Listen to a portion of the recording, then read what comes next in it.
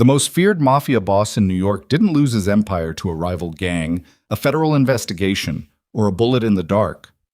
He lost it. Every wall he had ever built, every cold calculation that kept him alive. To a woman who spilled coffee on his suit and apologized like her life depended on it. Because that morning, it did. Kang Jae-hyun had destroyed men for lesser offenses. But when Amara Bennett looked up at him from the floor, trembling and refusing to break, something cracked open inside him that 20 years of violence had never touched. If you're watching this right now, do not leave. Subscribe to this channel so you never miss a story like this one. Hit that like button and drop a comment telling me your city and country. I want to see exactly how far this story has traveled. Now stay with me, because what happens next will change everything you thought you knew about power, loneliness, and the most dangerous thing a ruthless man can feel. The coffee was too hot. Amara had known that the moment she poured it, the thin curl of steam rising off the surface, the way the ceramic cup radiated heat through the paper sleeve the receptionist had wrapped around it. But she had taken it anyway because the executive assistant named Ms. Yoon had pressed it into her hands with the kind of smile that wasn't a smile at all and said, "Don't spill it. He doesn't like waiting." That was the entirety of her orientation. Amara had been standing in the lobby of Hanul Global Logistics for 11 minutes before anyone acknowledged her existence. The building was on the 43rd floor of a glass tower in Midtown Manhattan, the kind of place that made you feel your shoes were wrong the moment you stepped off the elevator. Everything was dark stone and low light, and the faint smell of something expensive she couldn't name. The receptionist behind the front desk had looked at her resume, looked at her face, looked at her body in the way people thought they were being subtle about, and then made a phone call in Korean that Amara didn't understand, but felt completely. The staffing agency had told her this was a temporary placement, executive secretary to the CEO of a major international logistics firm. Good pay, professional environment, standard corporate hours. They had not told her the CEO's name. They had not told her that 3 previous secretaries had quit in the past 60 days. They had not told her that when Ms. Yoon walked her down the long corridor toward the corner office, the 4 men stationed near the door weren't security guards the way most companies had security guards. They were something else. She could feel it in the way they tracked her movement without turning their heads. She told herself she was imagining things. She was not imagining things. The door to the office was already open. Ms. Yoon stopped outside it, gave Amara one last look that communicated nothing warm, and said, "He takes the coffee black, no sugar. Don't ask questions unless asked. Don't speak unless spoken to. And for the love of everything, don't be slow." Then she turned and walked away, her heels clicking down the corridor like a countdown. Amara stood at the threshold and breathed. The office was enormous. Floor-to-ceiling windows ran the length of the far wall, and beyond them the city lay spread open in cold morning light, all steel and glass, and the gray suggestion of a sky that hadn't decided yet whether to offer sun. The desk at the center of the room was dark mahogany, almost black, and the man seated behind it hadn't looked up. Kang Jae-hyun was younger than she expected. She'd built a picture of him from the corporate website, some distant, suit-wearing executive presence, soft at the edges the way wealthy men sometimes went soft. The man at the desk was 34 years old, and there was nothing soft about him. He was lean in the way that suggested discipline rather than genetics, dressed in a charcoal suit that fit like it had been made specifically for his shoulders and nothing else. His hair was dark and pushed back from his face. His jaw was set. His eyes were on whatever document lay open in front of him, and they did not move. Amara crossed the room. She was halfway to the desk when her right foot caught the edge of the carpet runner. It was a small thing, a slight upturned corner, the kind of imperfection that belonged in a building this expensive the way a crack belonged in a diamond, and her brain registered it a half-second too late. Her weight shifted wrong. The cup tilted. She made a sound she would spend days trying to forget, a sharp involuntary intake of breath, and then the coffee left the cup in a long arcing wave and landed directly across the front of Kang Jae-hyun's suit jacket. The room did not move. Amara hit the floor on one knee, the empty cup rolling away from her across the stone, and the sound it made was the only sound in the world for 3 full seconds. Then she looked up. Jae-hyun had pushed back from the desk. He was standing now, the document in his hand forgotten, and the coffee was spreading in a dark bloom across his chest and down the left lapel of his jacket. He wasn't moving.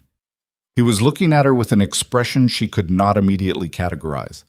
Not rage, not shock, something flatter and more controlled than either, and the silence in the room had the texture of a held breath. She should have apologized first. She should have reached for napkins, offered to call for a replacement, said something small and professional that gave them both an exit. Instead, because her brain had apparently abandoned her body at the moment of impact, Amara Bennett looked up at the most intimidating man she had ever been in a room with and said, "I am so sorry. The carpet. There's a corner that's lifted. Someone should really fix that before someone actually gets hurt." The silence stretched another half-second longer. One of the men near the door made a sound. It might have been the beginning of a laugh, quickly swallowed. Jae-hyun looked down at the coffee on his jacket. Then he looked back at her, still on one knee on the floor, and said, "Get up." His voice was low and completely even. No heat in it. That was almost worse. Amara got up. She was 5'4" and carrying the kind of body that took up space in a way she had spent most of her life apologizing for, and she was aware of all of it right now. The extra weight of herself, the curl that had escaped the twist she'd pinned that morning and was now hanging in front of her left eye, the slight tremor in her hands that she could not make stop. She stood up straight anyway. Her heart was moving at a speed that did not feel sustainable. "I'm the temp," she said. "From Meridian Staffing, Amara Bennett." A beat. "I understand if you want to send me back." Jae-hyun reached into his breast pocket and removed a folded handkerchief. He pressed it once against the lapel of his jacket, looked at the result, and set the handkerchief on the desk. He did not appear to be a man who wasted movement on gestures that accomplished nothing. "Sit down," he said. Sorry? There's a chair, behind you. Sit in it." She turned. There was indeed a chair positioned at an angle in front of the desk. Low-backed, expensive, the kind of chair designed to remind whoever sat in it that they were slightly below eye level with the person across from them. Amara sat in it. She folded her hands in her lap and worked very hard at appearing like a person who had not just destroyed a several $1,000 suit in her first 60 seconds of employment. Jae-hyun sat back down. He picked up the document. He read it for a moment. Then he said, without looking at her, "Why did you say someone should fix the carpet?" It wasn't a question. It was a recitation of what she'd said, delivered as if he were examining it from the outside. "Because someone should," Amara said. "It's a liability." "You were on the floor." "I was. That's how I know." He turned a page. "The last 3 people who came into this office and made a mistake apologized for it." "I apologized first," she said. "I said I was sorry, but the carpet is also a problem." Now he looked at her. Not quickly. Deliberately, the way a man looks at something he is actually thinking about rather than reacting to. His eyes were dark and very still, and under them Amara had the uncomfortable sensation of being measured in a way that had nothing to do with her body and everything to do with whatever was behind her face. "You're staying," he said. "Excuse me?" "The position. You're staying in it." He looked back at the document. "Ms. Yoon will show you your workstation. I need the Dalian shipping contracts pulled from archives and cross-referenced with the invoices flagged in the October audit before noon. The password for the filing system is on a card in the top drawer of the secondary desk. Don't share it. Don't lose it."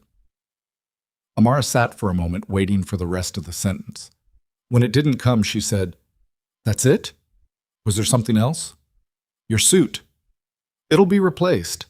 She stood. She smoothed the front of her blazer, which was navy blue and 3 seasons old and had a small pen mark on the left cuff that she had tried to cover with her sleeve. "Mr. Kang," she said carefully, "I want to be straightforward with you because I think that's going to work better for both of us. I'm very good at my job. I am occasionally terrible at the physical reality of existing in a space. Those are 2 separate things." He did not look up. "I'm aware they're separate things, Ms. Bennett. That's why you're still here." She walked out of the office. Her hands were still shaking, but she was smiling, just slightly, in a way she made sure he didn't see. The workstation assigned to her was directly outside his office, separated from the main floor by a frosted glass partition. It was clean, organized, and equipped with 3 monitors and a locked drawer that, when she opened it with the keycard Ms. Yoon dropped on the desk without making eye contact, contained exactly 1 index card with a 12-digit password written in someone else's handwriting. She sat down. She typed the password in. She pulled up the filing system. And then she found the Dalian contracts. They were there, all 47 of them, tagged in a shared directory that was linked to 3 separate subsidiary companies whose names she did not immediately recognize. She pulled the October audit. She began cross-referencing. She was good at this. Better than good, actually.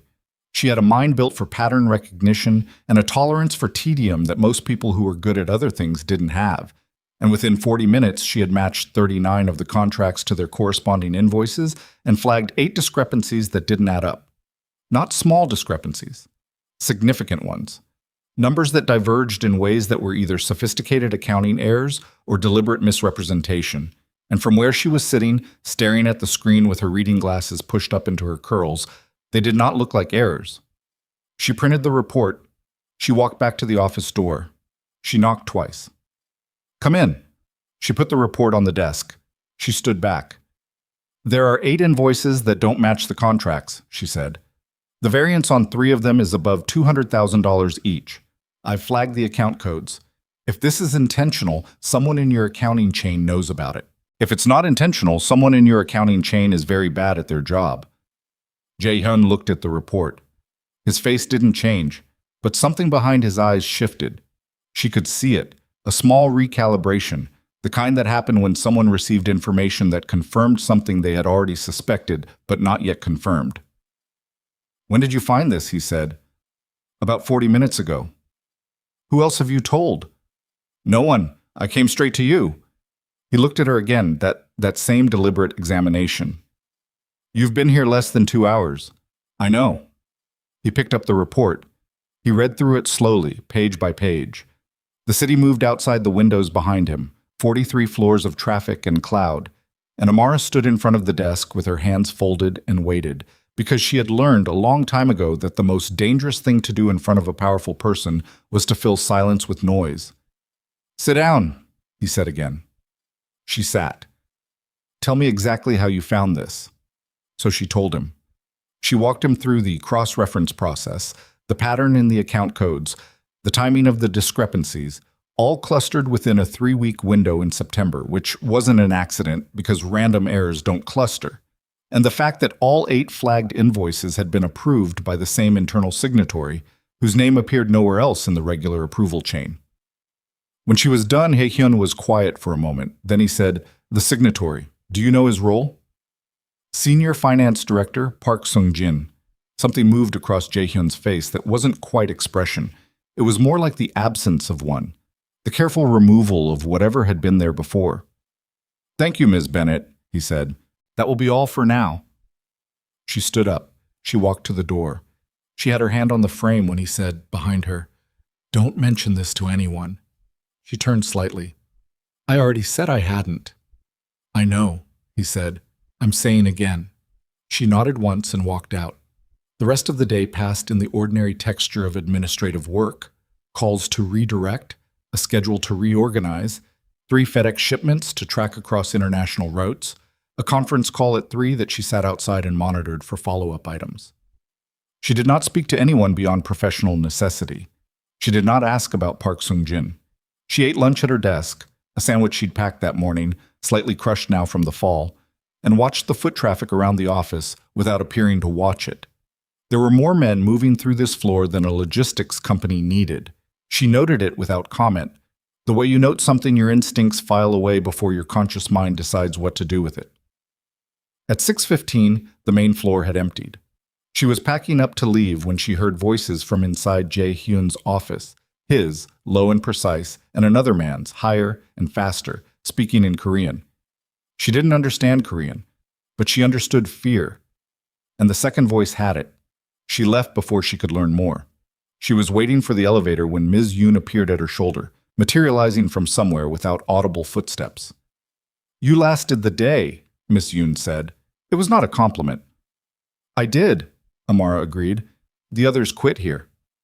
Ms. Yoon looked at the elevator doors. The last one cried. I don't cry at elevators, Amara said. The doors opened. Miss Yoon didn't move toward them. She said without looking at Amara, whatever you found today, whatever he asked you about, you should be very careful what you do with it. The elevator waited. I'm careful, Amara said. You don't look like someone who's careful. That's useful, Amara said, and stepped inside. She rode down 43 floors alone, watching the numbers descend, and pressed her back against the cold metal wall of the elevator car and tried to slow her heartbeat down to something she could live with. She had found something today, something real and dangerous. She had handed it to a man she did not know, in a building full of men she did not understand, and something about all of it, the guards who weren't guards, the fear in that second voice, the way Jae-hyun had said, don't mention this to anyone, not as a suggestion, but as a boundary with weight behind it, was sitting wrong in her chest. She told herself she would call the staffing agency in the morning, tell them she needed a different placement. She told herself that on Monday, too. On Tuesday, she was back at the desk by 8:15, coffee in hand, taking the carpet corner at a wider angle. By Wednesday, Park Sung-jin had disappeared from the company directory entirely. By Thursday, the man who had laughed at something she said in the break room, a quiet, contemptuous sound made to a colleague, not quite under his breath, had been escorted from the building by two of the security guards. His desk was cleared by the afternoon. Amara sat at her workstation and did not ask what happened to him. But she understood now what kind of office she was sitting in. And she understood that understanding it, and still coming back, meant she had already made a choice she hadn't fully said out loud to herself yet. On Friday morning, Jae-hyun arrived 20 minutes later than usual. He walked past her desk without stopping, went into the office, and closed the door. 20 minutes after that, he opened it and said, from the threshold, "There's a problem with the Incheon manifest. I need it reviewed." "I'll pull it now," she said. "It's on my desk." She went in. The manifest was there, printed and weighted down by a small jade paperweight that she'd noticed earlier in the week. She picked it up. He was standing by the window, his hands in his pockets, looking out at the city, and the morning light made him look older and less certain than he ever looked when he was behind the desk. She was about to go back to the threshold when she saw the additional document underneath the manifest. It wasn't a shipping record. It wasn't financial. It was a photograph printed on plain paper, slightly blurred, surveillance quality. And in it was a man she didn't recognize meeting with a man she did. The second man was Park Sung-jin. She set the photograph back under the manifest. She walked out with the Incheon manifest in her hand and sat at her desk and stared at her screen for a long moment. Then she began to review the manifest. She found the discrepancy in 11 minutes. It was small and deliberate, and it pointed to a container route that didn't exist in the official filing. She wrote the note. She walked back in. She put the note on the desk. "There's a ghost route in the Incheon manifest," she said. "Container number 7. The routing code doesn't match any registered channel in your system." Jae-hyun was at the desk now. He read the note. He didn't look at her. "Ms. Bennett," he said after a moment. "Yes." "Do you understand what kind of company this is?"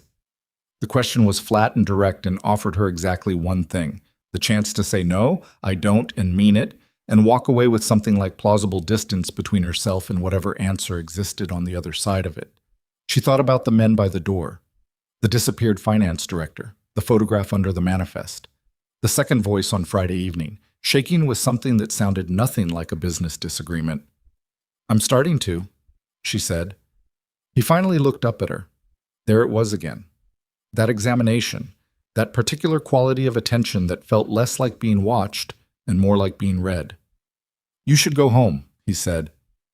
"Tonight. Think about whether you want to come back Monday." "Are you firing me?" "I'm giving you a choice." "That's not an answer." "No," he said. "It isn't." She went home. She sat in her apartment in Crown Heights with the lights on and her shoes still on and thought about the choice. She thought about the photograph. She thought about the way he had said, "Do you understand what kind of company this is?" and how the answer she'd given had been true and had not scared him. She thought about the fact that in 4.5 days, Kang Jae-hyun was the first powerful person who had ever looked at her and addressed her like her perception was a thing worth taking seriously. She did not call the staffing agency. Monday morning, she was at the desk by 8. She had brought food, enough for two, because she had noticed that he worked through lunch without eating, and it seemed to her like an unnecessary problem she could solve. When Jae-hyun arrived and saw the food on her side of the desk, carefully set beside her monitor, not his, but visible, he stopped for one beat and looked at it. Then he walked into his office without a word. 20 minutes later, his door opened. "Bring the Dalian follow-up," he said, "and the food." She brought both. They sat on opposite sides of his desk, reviewing the documents, eating the food she had brought from the Korean place on her corner that she had found at 11 o'clock on Sunday night, because she had looked up what a man from Seoul might actually want to eat. She didn't tell him that. He didn't ask. But he ate. And the room was quiet in a way that felt, for the first time since she'd walked into it, like something other than threat. She went home that night with the photograph of Park Sung-jin in her mind, with the ghost route, with the locked rooms on the 42nd floor that she had been told, without explanation, were off limits, with the knowledge that she was sitting at the center of something she did not fully understand, working for a man whose world was built on rules she hadn't been given. What she didn't know, couldn't know yet, was that somewhere across the city, in a different tower with different guards and different rules, a man named Minho Park was looking at a photograph of his own. In it, Kang Jae-hyun was leaving his building in the early evening, and walking a half step behind him, carrying a folder and squinting into the wind, was a woman. Minho Park looked at the photograph for a long time. Then he set it down and said something to the man across from him, and the man nodded, and the meeting ended. The woman in the photograph didn't know her picture had been taken. She didn't know what it meant that someone had taken it. Not yet. The photograph existed. That was the thing she kept coming back to. Amara sat at her desk on Tuesday morning and did what she always did. Pulled the overnight manifests, sorted the flagged correspondence, checked the schedule against the 3 time zones Jae-hyun operated across. And underneath all of it, running like a current she couldn't shut off, was the image of Park Sung-jin's face on that printed page, slightly blurred, caught in a moment he hadn't known was being recorded. And the other man, the one she didn't recognize, the one who had been standing close enough that their shoulders almost touched, passing something between them that the camera angle hadn't been able to capture clearly. She hadn't been meant to see it. She knew that.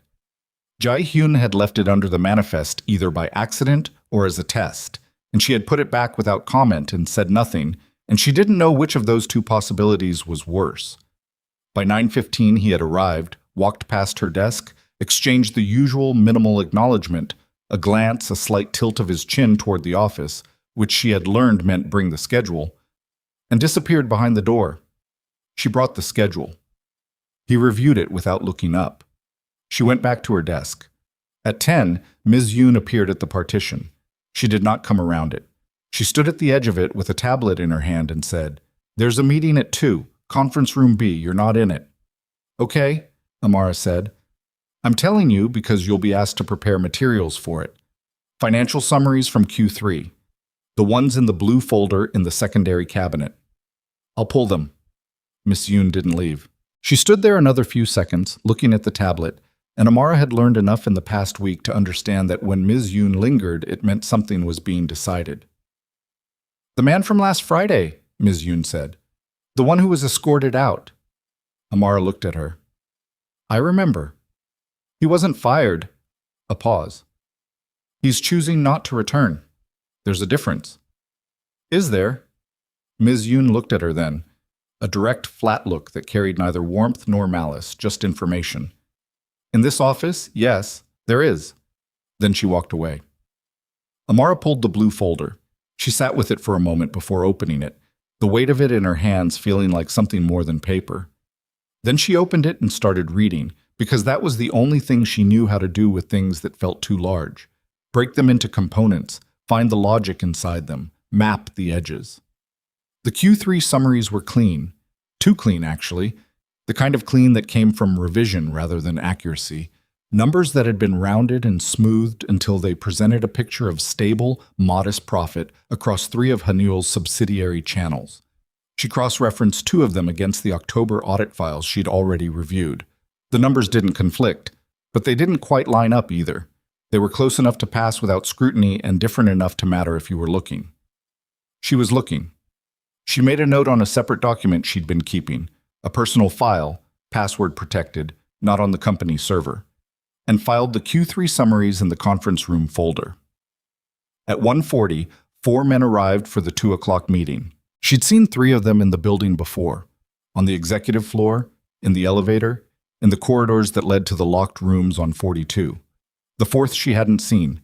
He was older than the others, 60s maybe, with the posture of a man who had stopped needing to perform authority somewhere around 40 and had just become it.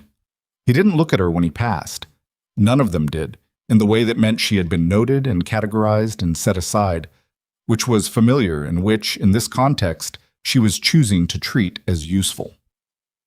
Jae-hyun came out of his office at 1:55. He looked at the conference room, then at her. The summaries. On the table inside, flagged by section. He nodded once and went in. The door closed. She could hear the low register of voices but not words. She worked.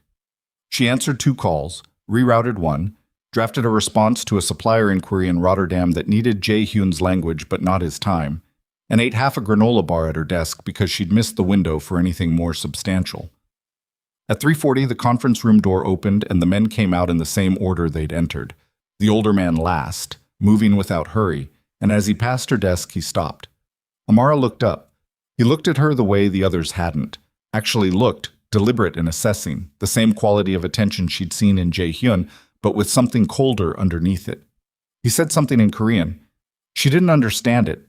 She kept her expression neutral and said, "I'm sorry, I don't speak Korean." He smiled. It didn't reach anything above his mouth. "I know," he said, in accented but precise English. "I said you have an interesting face." She didn't know what to do with that, so she said, "Thank you," which was probably wrong but was the only thing available. He moved on. She heard him say something to one of the other men near the elevator, and the other man glanced back at her, and then they were gone. Jae-hyun came out of the conference room 30 seconds later. He stopped at the edge of her partition. His tie was still straight. His face was what it always was, composed, difficult to read, but his jaw was carrying tension she hadn't seen there this morning. "Who spoke to you?" he said. "The older gentleman. He made a comment about my face, in Korean first and then in English." "What did you say?" "Thank you." Something shifted in his expression. "Don't engage with him again." "I didn't engage." He stopped. I responded politely. "Don't respond." She put her pen down carefully. "With respect, Mr. Kang, I can't pretend a man doesn't exist when he's standing directly in front of me. That's not a thing I know how to do." He looked at her for a moment. "Learn it," he said, and walked back into his office. She picked her pen back up. Her hand was steady. The rest of her wasn't quite, but that was a separate matter. At 5:30, she knocked on his door with the end-of-day notes. He was on the phone, speaking in Korean, and he held up one finger without looking at her. She set the notes on the edge of the desk and turned to leave. He said, still in Korean, something sharp and short into the phone, and then said to her back, "Wait." She turned around. He finished the call. He set the phone on the desk face down, which she had noticed he only did when the conversation had required something from him that he wasn't planning to show. He looked at the notes. Then he said, "The man who spoke to you. His name is Cha Dong-hyun. He's a business associate." "Okay," she said. "He's not a man who makes casual observations." She understood what he was telling her. He was telling her that the comment about her face was not a compliment. He was telling her she had been seen and filed away by someone who filed people away for purposes.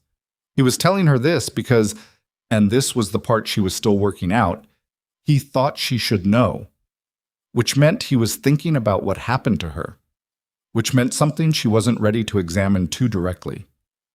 "Should I be concerned?" she said. "I don't know yet." He said it plainly, without cushioning it, and she found that she preferred the honesty to the alternative. "I'll know more by end of week." She nodded. She picked up her bag. At the door, she said, "The Q3 summaries, the ones I pulled for the meeting. What about them?" "They've been adjusted, not fraudulently. The numbers are defensible, but they're not the same as the underlying reports from the same period." A beat. Someone cleaned them before they were filed, probably 3 to 4 weeks ago, based on the version timestamps. The silence was different this time. Not the silence of assessment, the silence of something confirmed. "Thank you, Miss Bennett," he said. She left. She walked to the subway. She stood on the platform and felt the air move ahead of the train and thought about Cha Dong-hyun's smile and Jae-hyun's jaw, and the version timestamps on the Q3 files. She thought about what Miss Yoon had said. He's choosing not to return. There's a difference. And what that difference meant in a place like this. The train came. She got on. She stood holding the overhead bar and thought about the personal file on her laptop, the one she'd been building without quite deciding to build it, and whether what she was doing constituted documentation or something closer to complicity. She didn't get off at her usual stop. She got off 2 stops early and walked the extra 12 blocks home because she needed the cold air and the movement and the ordinary noise of the city to push the afternoon back to a manageable distance. It didn't entirely work. Wednesday arrived gray and close, the sky low and holding rain it hadn't released yet. Amara got to the office at 7:50, earlier than usual, and found Miss Yoon already at her own station down the hall, which was not unusual. What was unusual was the man seated in the chair outside Jae-hyun's office, the chair that was Amara's chair, her workstation chair, which he had moved to plant himself in with the comfort of someone who went where he pleased. He was maybe 30, Korean, with a face that was conventionally handsome in a way that felt like it had been deployed before and knew it. He was looking at his phone. He didn't look up when she arrived. She put her bag down at the side of the workstation and said, "Can I help you?" "I'm waiting for Jae-hyun." "Not Mr. Kang." Jae-hyun. First name, no hesitation, the familiarity of someone who had earned the right or believed he had. "He's not in yet," she said. "Do you have an appointment?" Now he looked up. He had the eyes of someone who found most things mildly amusing and expressed it through a kind of passive condescension that he probably considered charm. "I don't need one," he said. "Everyone needs one." "Not me," he smiled. "I'm his cousin, Han-soo." He extended a hand with the easy confidence of a man who had never had a hand not taken. She shook it because she wasn't going to be rude, but she didn't soften. "Amara Bennett. I manage Mr. Kang's schedule. If you'd like to wait in the reception area, I'll let him know you're here when he arrives." Han-soo tilted his head. "You're the new secretary." "I am." "The one who spilled coffee on him." She had been wondering when that would circulate. "First day," she said. "I've been more careful with the coffee since." He laughed, genuinely, which surprised her, and stood up from the chair and moved it back into position with more courtesy than she'd expected. "He told me you found the Sungjin discrepancy in under an hour." She went very still on the inside. On the outside, she sat down at her workstation and opened the overnight queue. "I'm not sure what that refers to," she said. "Right." He sat in the visitor chair across from the partition, the one that existed for guests, and looked at her with something that had more substance to it than the amusement of a moment ago. "You're careful." "I'm professional." "In this place," he said. "Those are the same thing." He paused. "For what it's worth, you're the first one who's lasted this long who wasn't afraid of him. The others were... You could see it. It made him colder. You make him..." He stopped. "Mr. Han," she said, without looking up from the screen. "Han-soo. I'm going to work now." A beat. Then, "Sure." He leaned back in the visitor chair and looked at the ceiling, easy and unhurried, as if he had all the time available to him and had chosen to spend it here. She let him. She worked. The rain started outside, quiet at first, and then less so, streaking down the glass of the partition in long parallel lines. Jae-hyun arrived at 8:40. He stopped when he saw Han-soo in the visitor chair. Something moved across his face that was too fast to categorize. Not quite surprise, not quite irritation. "Why are you here?" he said.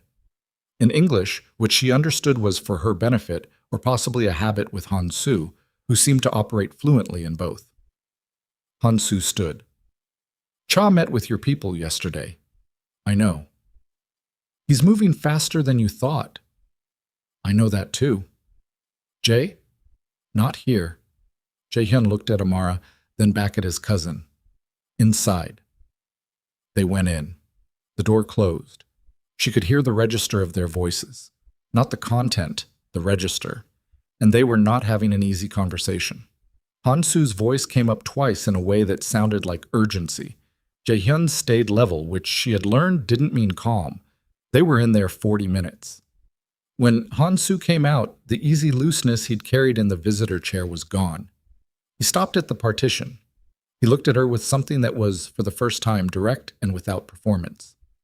"Be careful," he said. She looked at him. "Of what specifically?" "Anything that happens outside this office." He held her gaze for a moment. Jae-hyun he doesn't explain things. He makes decisions and manages consequences.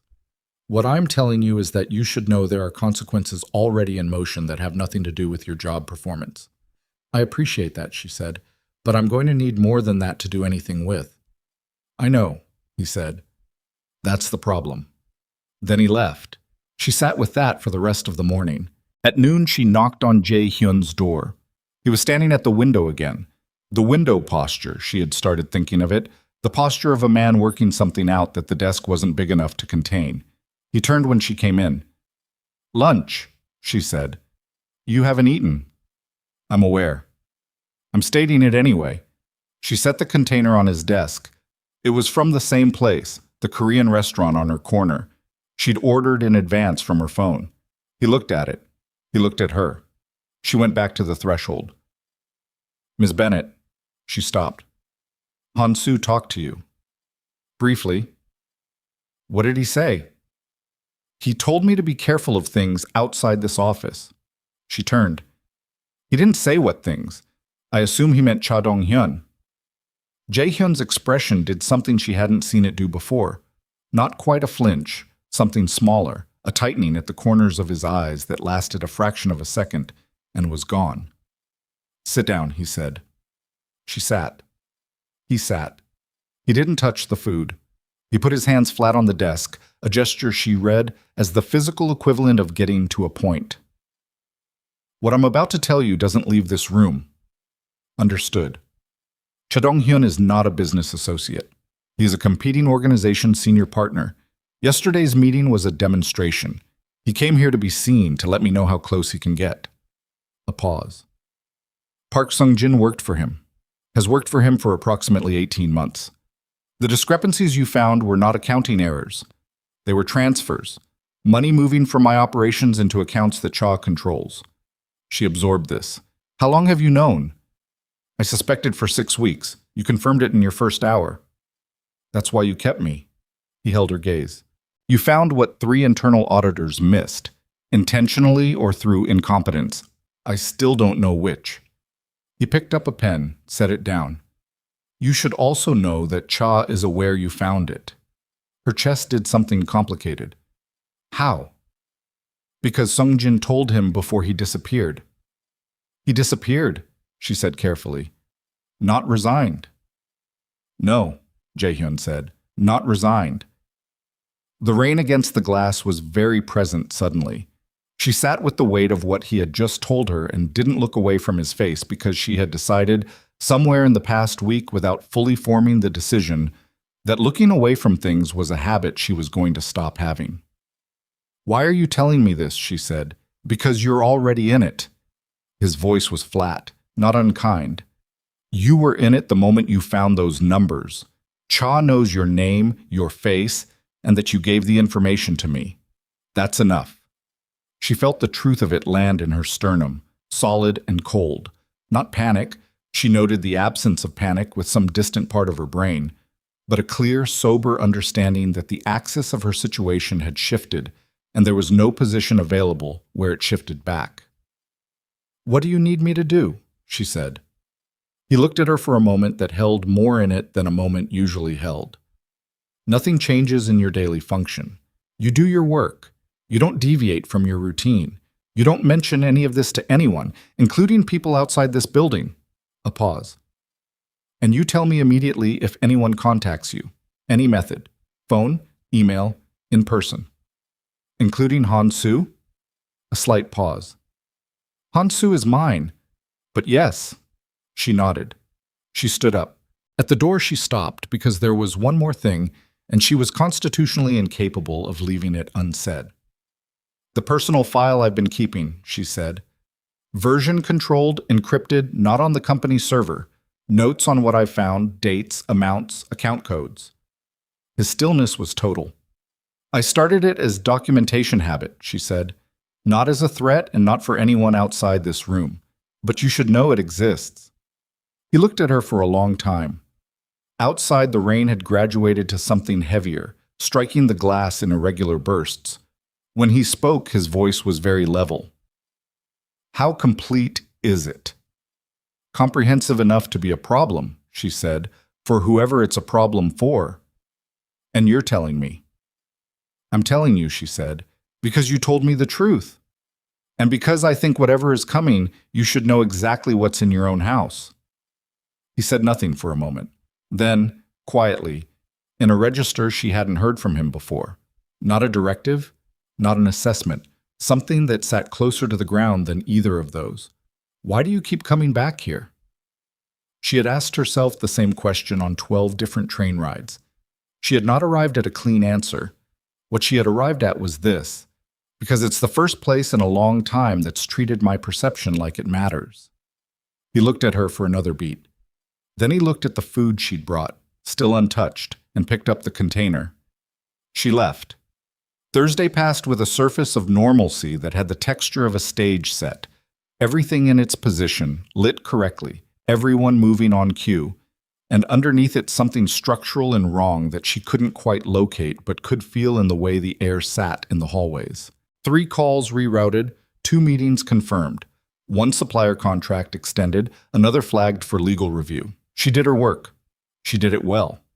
She did not think about Cha Dong-hyun's smile or what Han-soo's expression had looked like when the amusement left it.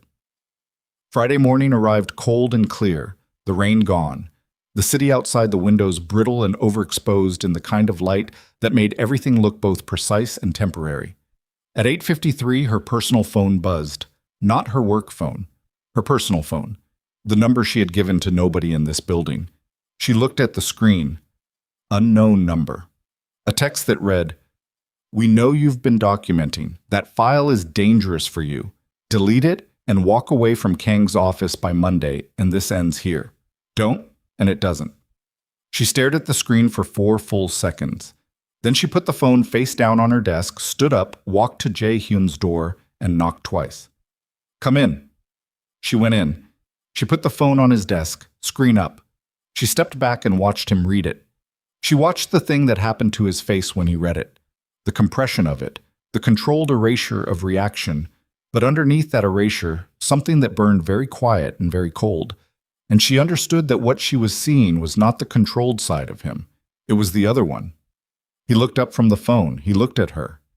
And in that moment, standing in the center of his office with the city cold and clear and useless behind her, and the knowledge of what she had just handed him sitting in the space between them, Amara Bennett understood with complete clarity that whatever door she had been standing in front of for the past 2 weeks, she had just walked through it.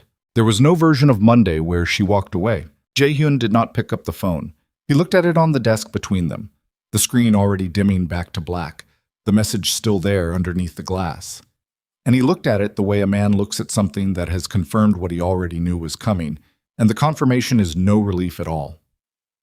Then he stood up. He moved to the door of the office, opened it, looked out at the main floor, a single, comprehensive scan, and closed it again. He said to Amara without turning around, "Did you touch the phone after you read it?" "I put it face down on my desk," she said. "Then I picked it up and brought it to you."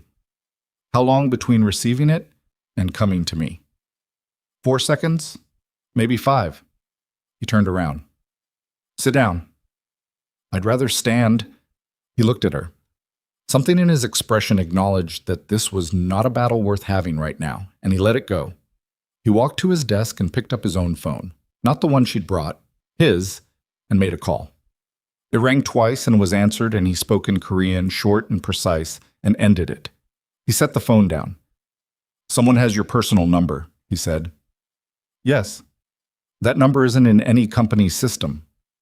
No, I've never given it to anyone here. He was quiet for a moment, working through something she couldn't follow. Then, your building, do you have a doorman? No, key fob entry.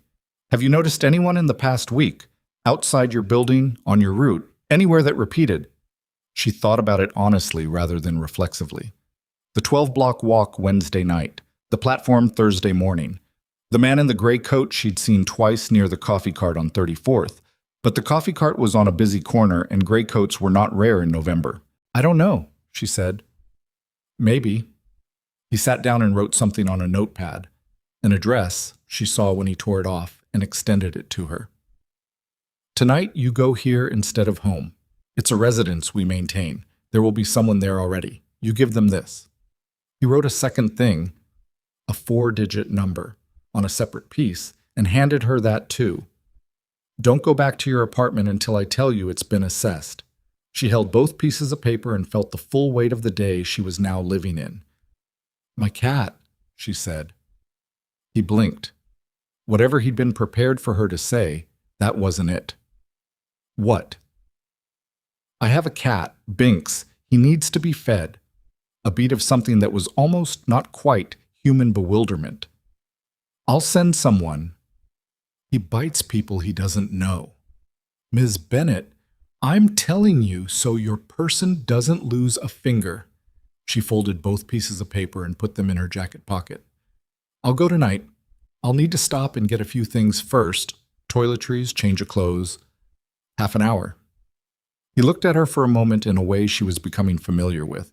The look of a man recalibrating, not because she had surprised him exactly, but because she kept landing in places slightly outside his predicted range. One of my people will go with you, he said. Is that necessary? Yes. Then fine. She went to the door. Should I still work today? Yes. Should I behave as if this morning was ordinary? Yes. Should I tell Ms. Yoon anything? A pause. No. She opened the door. Okay, she said, and went back to her desk and sat down and opened the overnight queue that she hadn't finished processing and worked. The ordinary texture of it was almost funny. Almost. 3 routing confirmations. A follow-up to the Rotterdam supplier. A scheduling conflict on the following Tuesday that needed to be resolved by moving one meeting 20 minutes forward and accepting a video call in place of an in-person.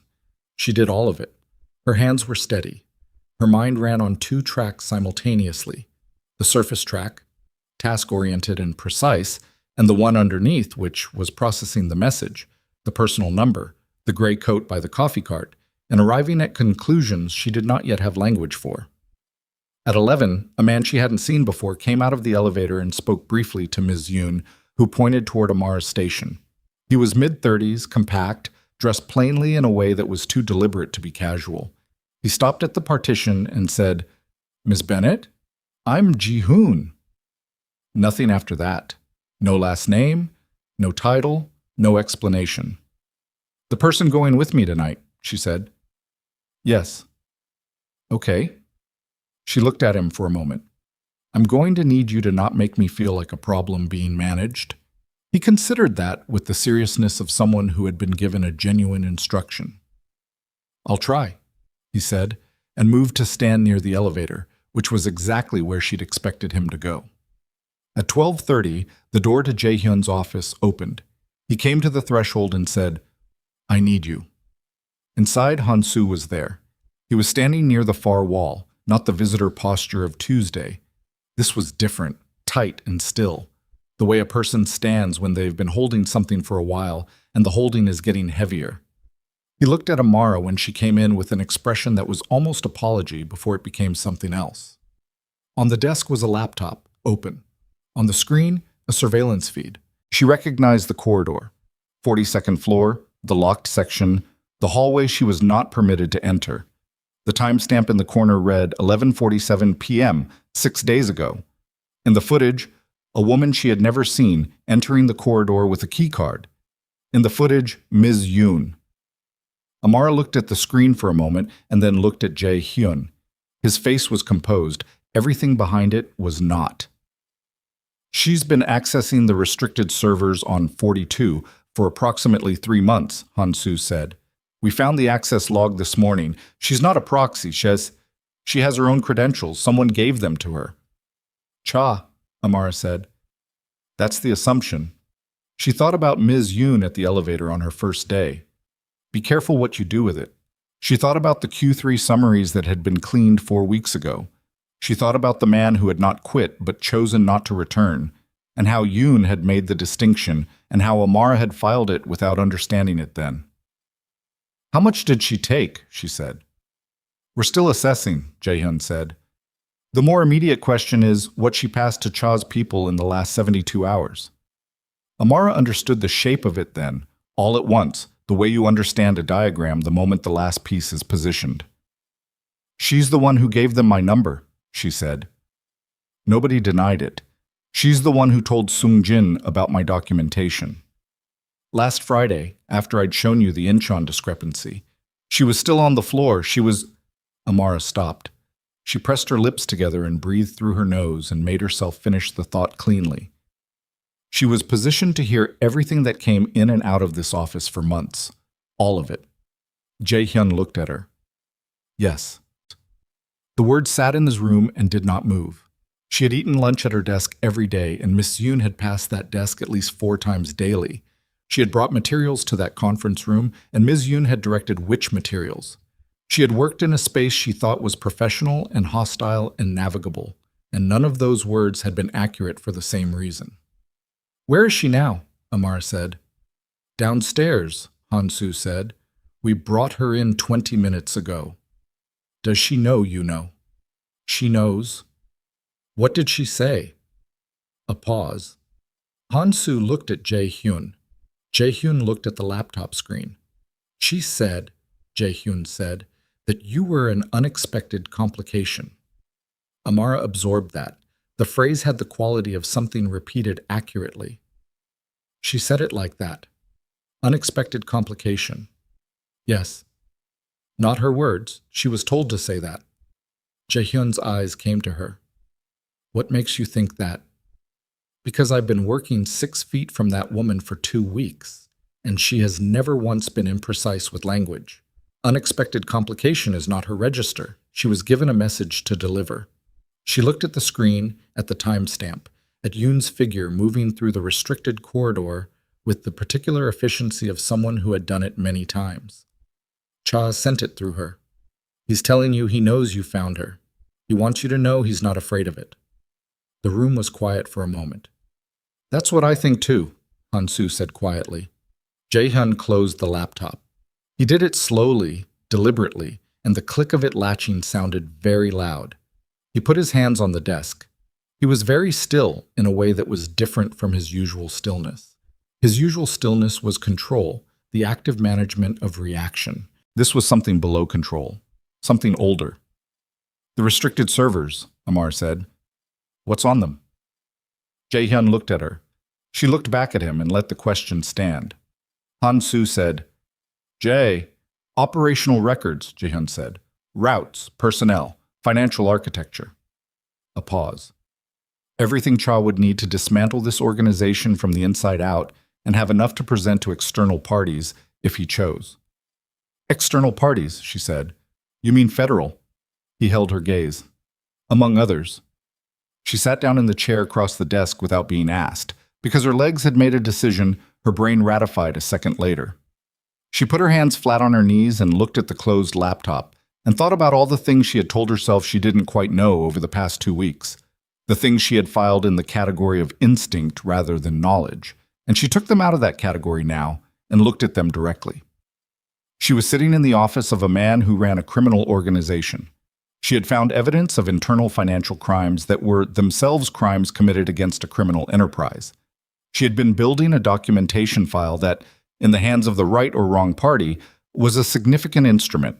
She had been threatened on a phone number that nobody in this building was supposed to have. And the woman who had given her orientation on day 1 had been systematically funneling the architecture of this operation to a rival who was, by every measure available, preparing to destroy it. None of this was the job the staffing agency had described. I need to know something, she said. Jae-hyun waited. The things I've been documenting, the account codes, the routing discrepancies, the transfers. If that file ends up in the wrong hands, what does it do to the people in this organization? Not to you, to the people. The ones on lower floors, the ones managing the legitimate channels, the people who don't know what the 42nd floor contains. He was quiet for a moment. Then, it depends on what they can prove and who they decide to pursue. That's not an answer. It's the only honest one. She looked at him. He looked at her. Han-soo had gone very still near the wall. I'm not going to use it against you, she said. I want to be clear about that. Not because I'm afraid of the consequences for me. Because whatever you are, and I know now what you are, there are people in this building who come to work and do ordinary things and go home to their families, and they didn't choose this any more than I did. She stopped. I just needed you to know that's why the file stays where it is. Jae-hyun's expression did something she couldn't fully read, something that moved under the surface of his composure like pressure under ice. He said, after a moment, "Why are you still here? You asked me that before. I'm asking again." She looked down at her hands. I don't know how to leave something in the middle, she said finally.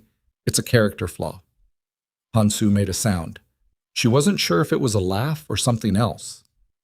Jae-hyun didn't make any sound. He just looked at her with that particular quality of attention, the one that had unsettled her on the first day and had stopped unsettling her and had become instead something she recognized as a form of being known.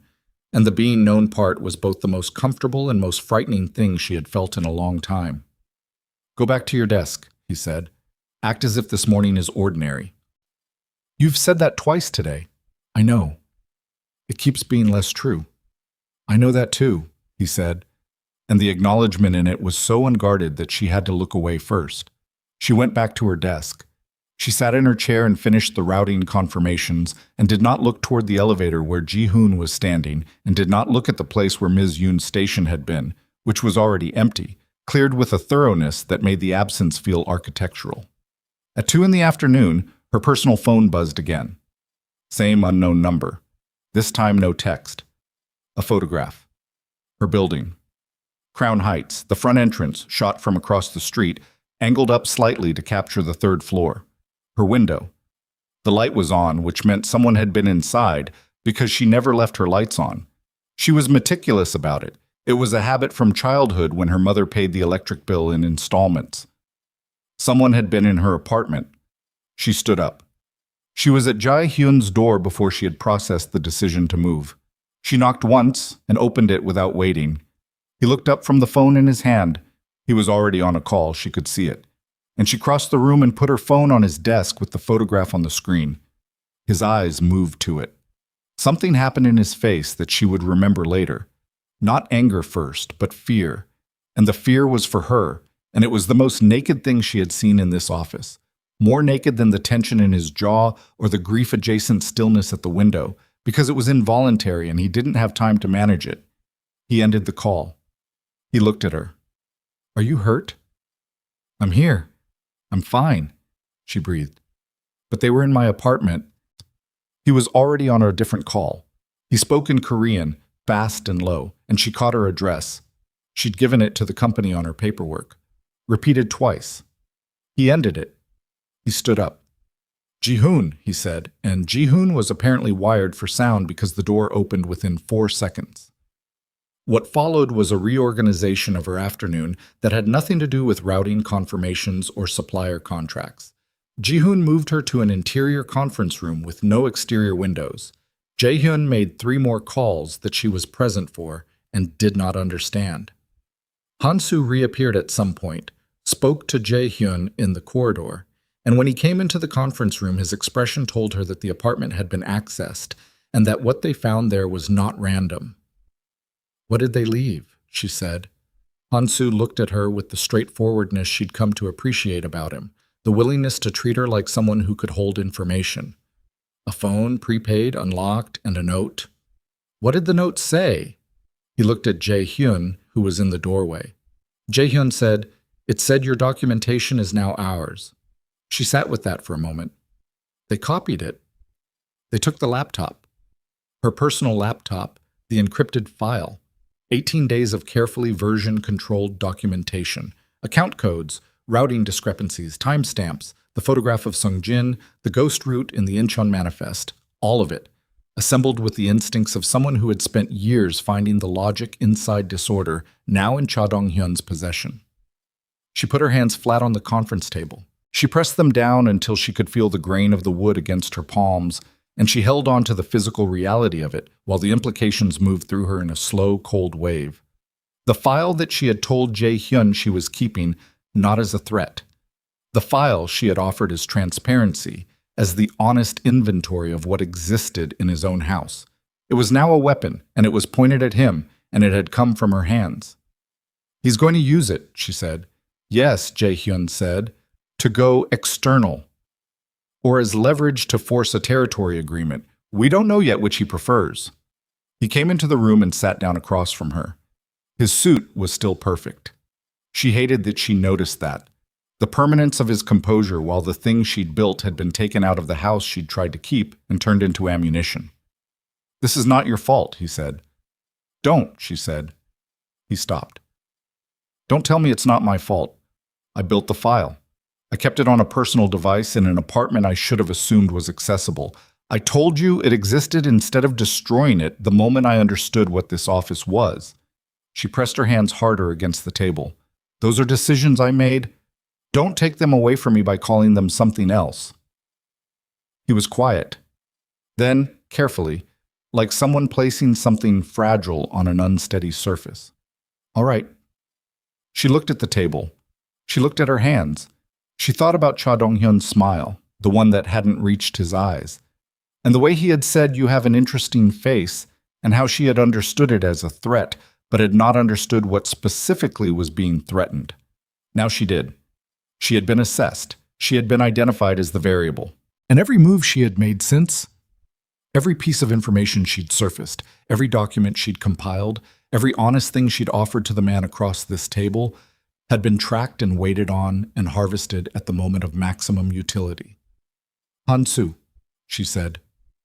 He looked at her from the doorway.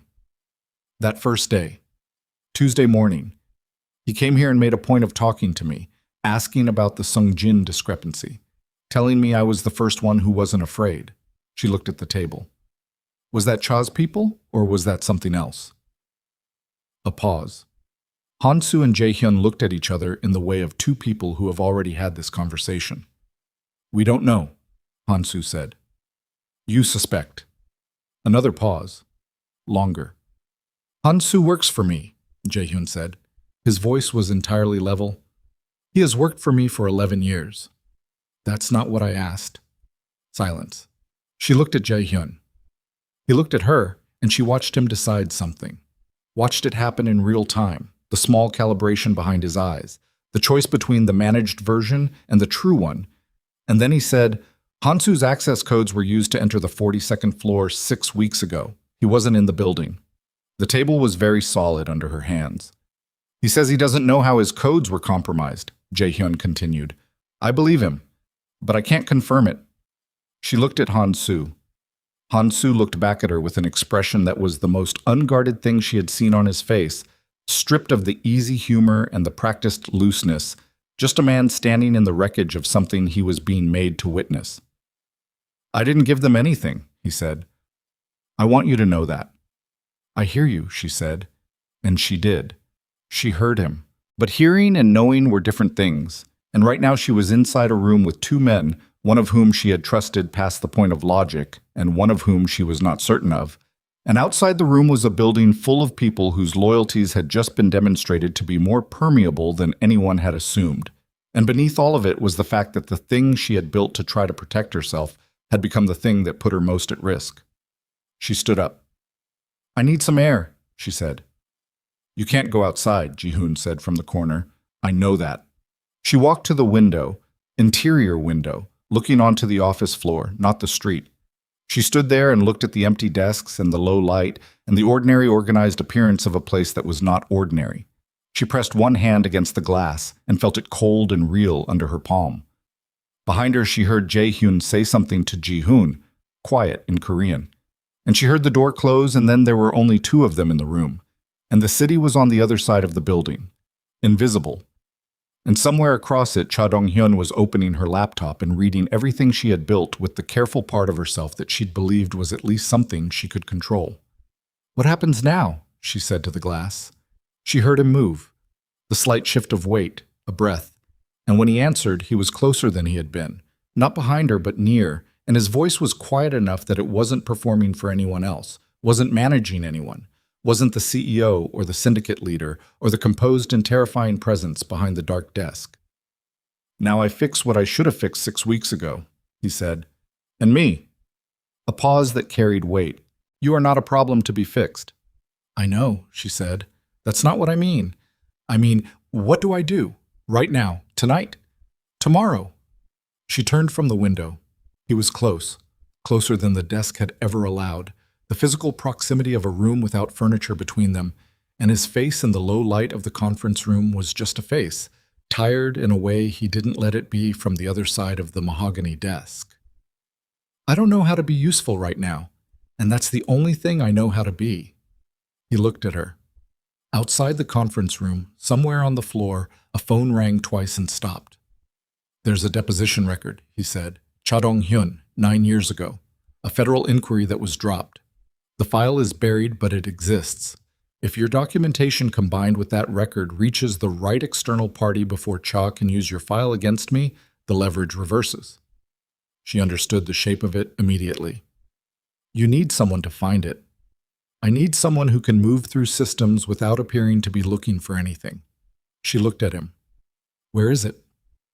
"District Court Archives, Southern District. Case number sealed but referencing a logistics fraud inquiry, 2015. The filing attorney's name was David Morrow." He held her gaze. "I can get you access. Legally, Morrow's firm still exists and owes a debt to this organization that has been waiting for collection. They'll give you a work order that makes your access legitimate. And if Cha's people see me moving, they will," he said flatly. "That's unavoidable." She took a breath. "Okay," she said. "Amara." He used her name, not her title, not Ms. Bennett. Her name, and it was the first time, and it landed differently than she expected. It landed like a door opening in a wall she hadn't known was there. "If you do this, you are inside this completely. There's no position left where you're a bystander who found a discrepancy in an audit." She looked at him for a long moment. She thought about Crown Heights and the light left on in her apartment by someone else's hand. She thought about Binks somewhere in that apartment, hiding under the bed the way he did when strangers entered. She thought about the staffing agency, the resume she'd sent in, the job description that had said standard corporate hours. "I was never a bystander," she said. He held her gaze for one more moment. Then he said, quietly, and with a weight that felt like something being decided on the other side of a very long calculation, "I know." And outside, somewhere across the city, in an office she would never see, Cha Dong-hyun opened a laptop that didn't belong to him, found a file that had been built against him without knowing it, and began to read. And what he found there made him pick up his phone and make a call. And the instruction he gave over that call set 3 men in motion toward a location in Brooklyn. And the location was not Amara's apartment, because Amara was not in her apartment, but someone else was. Someone who had been sent to feed a cat named Binks. The call came in at 4:57. Jae-hyun took it in the corridor outside the conference room and was back inside in under 90 seconds, and Amara read the answer in the set of his shoulders before he opened his mouth. "The person we sent to the apartment," he said to Jae-hyun. "He's not responding." The room did not change. The temperature did not change. But something in the air shifted in the way it shifts in the second before weather arrives. That particular pressure drop that your body registers before your mind does. Jae-hyun said, "How long since last contact?" 31 minutes. Options. 2 men are already en route, 8 minutes out. Jae-hyun looked at Amara. She looked back at him and kept her face as steady as she could, which was steadier than she felt, because underneath the steadiness, something was happening to her chest that had nothing to do with professional composure and everything to do with the fact that a person had gone to her apartment to feed her cat and was now not answering a phone. "His name," she said. Jae-hyun looked at her. "The person you sent, what's his name?" A pause. Young-soo. She held on to the name. Young-soo. An actual person with an actual name who had gone to Crown Heights because of her, because of Binks, because she had mentioned a cat in the middle of a crisis with the particular helplessness of someone who could not stop caring about small things even when large things were collapsing. "Get him out," she said. "We're trying," Jae-hyun said. Jae-hyun was already on his phone. She heard the shift in his Korean, the velocity of it, the clipped precision that meant he was not asking but instructing, and the instructions carried weight she could feel from across the room even without understanding the words. He ended the call. He looked at Jae-hyun. Something passed between them that was too fast and too fluent for her to parse, the communication of two people who had been operating in the same register for a long time. Then Jae-hyun looked at her. "We're moving you," he said. "Where?" "The residence I told you about this morning." "And the deposition record, Morrow's firm." "Tonight is not the night for that." "Tonight is exactly the night for that." She stood up from the chair she'd been in, and the movement was faster than she'd intended, propelled by something that was trying to resolve itself into action, because action was the only container she had right now for what was in her. "Cha just sent 3 men to my apartment. He's escalating because he read the file, and he knows what's in it, and he knows what it could do if it reaches the right place before he moves. That means the window for the deposition record is closing, not holding." Jae-hyun was very still. "If we wait until tomorrow, he's already made his next move," she said. "You know that." He looked at her for a long moment. Then he said, "You're not going to Morrow's firm tonight." "Then who is?" Another look exchanged with Jae-hyun. Jae-hyun said, "I can go." "You don't know what to look for," Amara said. "I do. I built the file. I know exactly what in the deposition record needs to cross-reference with what I documented. If you pull the wrong things or miss the connection points, it doesn't hold." She looked at Jae-hyun. "Send someone with me. As many as you want, but I need to be the one who goes." He held her gaze for what felt like a long time and was probably 5 seconds. Then he said something to Jae-hyun in Korean, and Jae-hyun left the room, and Jae-hyun said to her, "You understand what you're asking to walk into." "I understand what happens if I don't." He was quiet for a moment. "Morrow's office is on Lexington, 48th floor. The building has a freight entrance on 46th Street that doesn't log access through the firm's system." He paused. "Jae-hyun goes with you, 2 others. You do not separate from them under any circumstances." "Understood." "Amara." The name again, landing the same way it had the first time. "If it goes wrong in there—" "Don't," she said. "Don't finish that. We go, we find it, we come back." He looked at her one more time with that look, the one she'd stopped being able to categorize because it had too many components and not enough distance. And then he nodded, and that was the end of the discussion. They moved at 6:10, after dark, in 2 vehicles with plates she suspected were not registered to anything traceable. Amara sat in the back of the first car between Jae-hyun and a man introduced only as Dae, who was larger than Jae-hyun and quieter, and had the particular economy of movement of someone trained to use as little of himself as possible until the moment that changed. The city went past the windows in its ordinary nighttime excess, all light and motion and people moving between warmth and cold, and she sat in the middle of it and breathed at a rate she was consciously regulating. Her phone had been left in the conference room. Jae-hyun's instruction. She understood the logic, and it didn't help. Morrow's building on Lexington was glass and steel, and unremarkable in the way that expensive midtown buildings were unremarkable, their significance entirely interior. The freight entrance on 46th was where Jae-hyun had said, a reinforced door in an alley that saw foot traffic during business hours and very little after 7. The third man from the second car, who she was never given a name for, produced a key card. The door opened. They went in. The freight elevator was slow and smelled of industrial cleaner. They rode it to 47 and took the stairs the last floor, which Jae-hyun explained with 3 words. Elevator logs separately. She didn't ask anything else. Morrow's firm occupied the full perimeter of 48. The outer door required a code, not a card. Jae-hyun entered it from memory, which told her that the debt Jae-hyun had mentioned was specific and had been prepared for.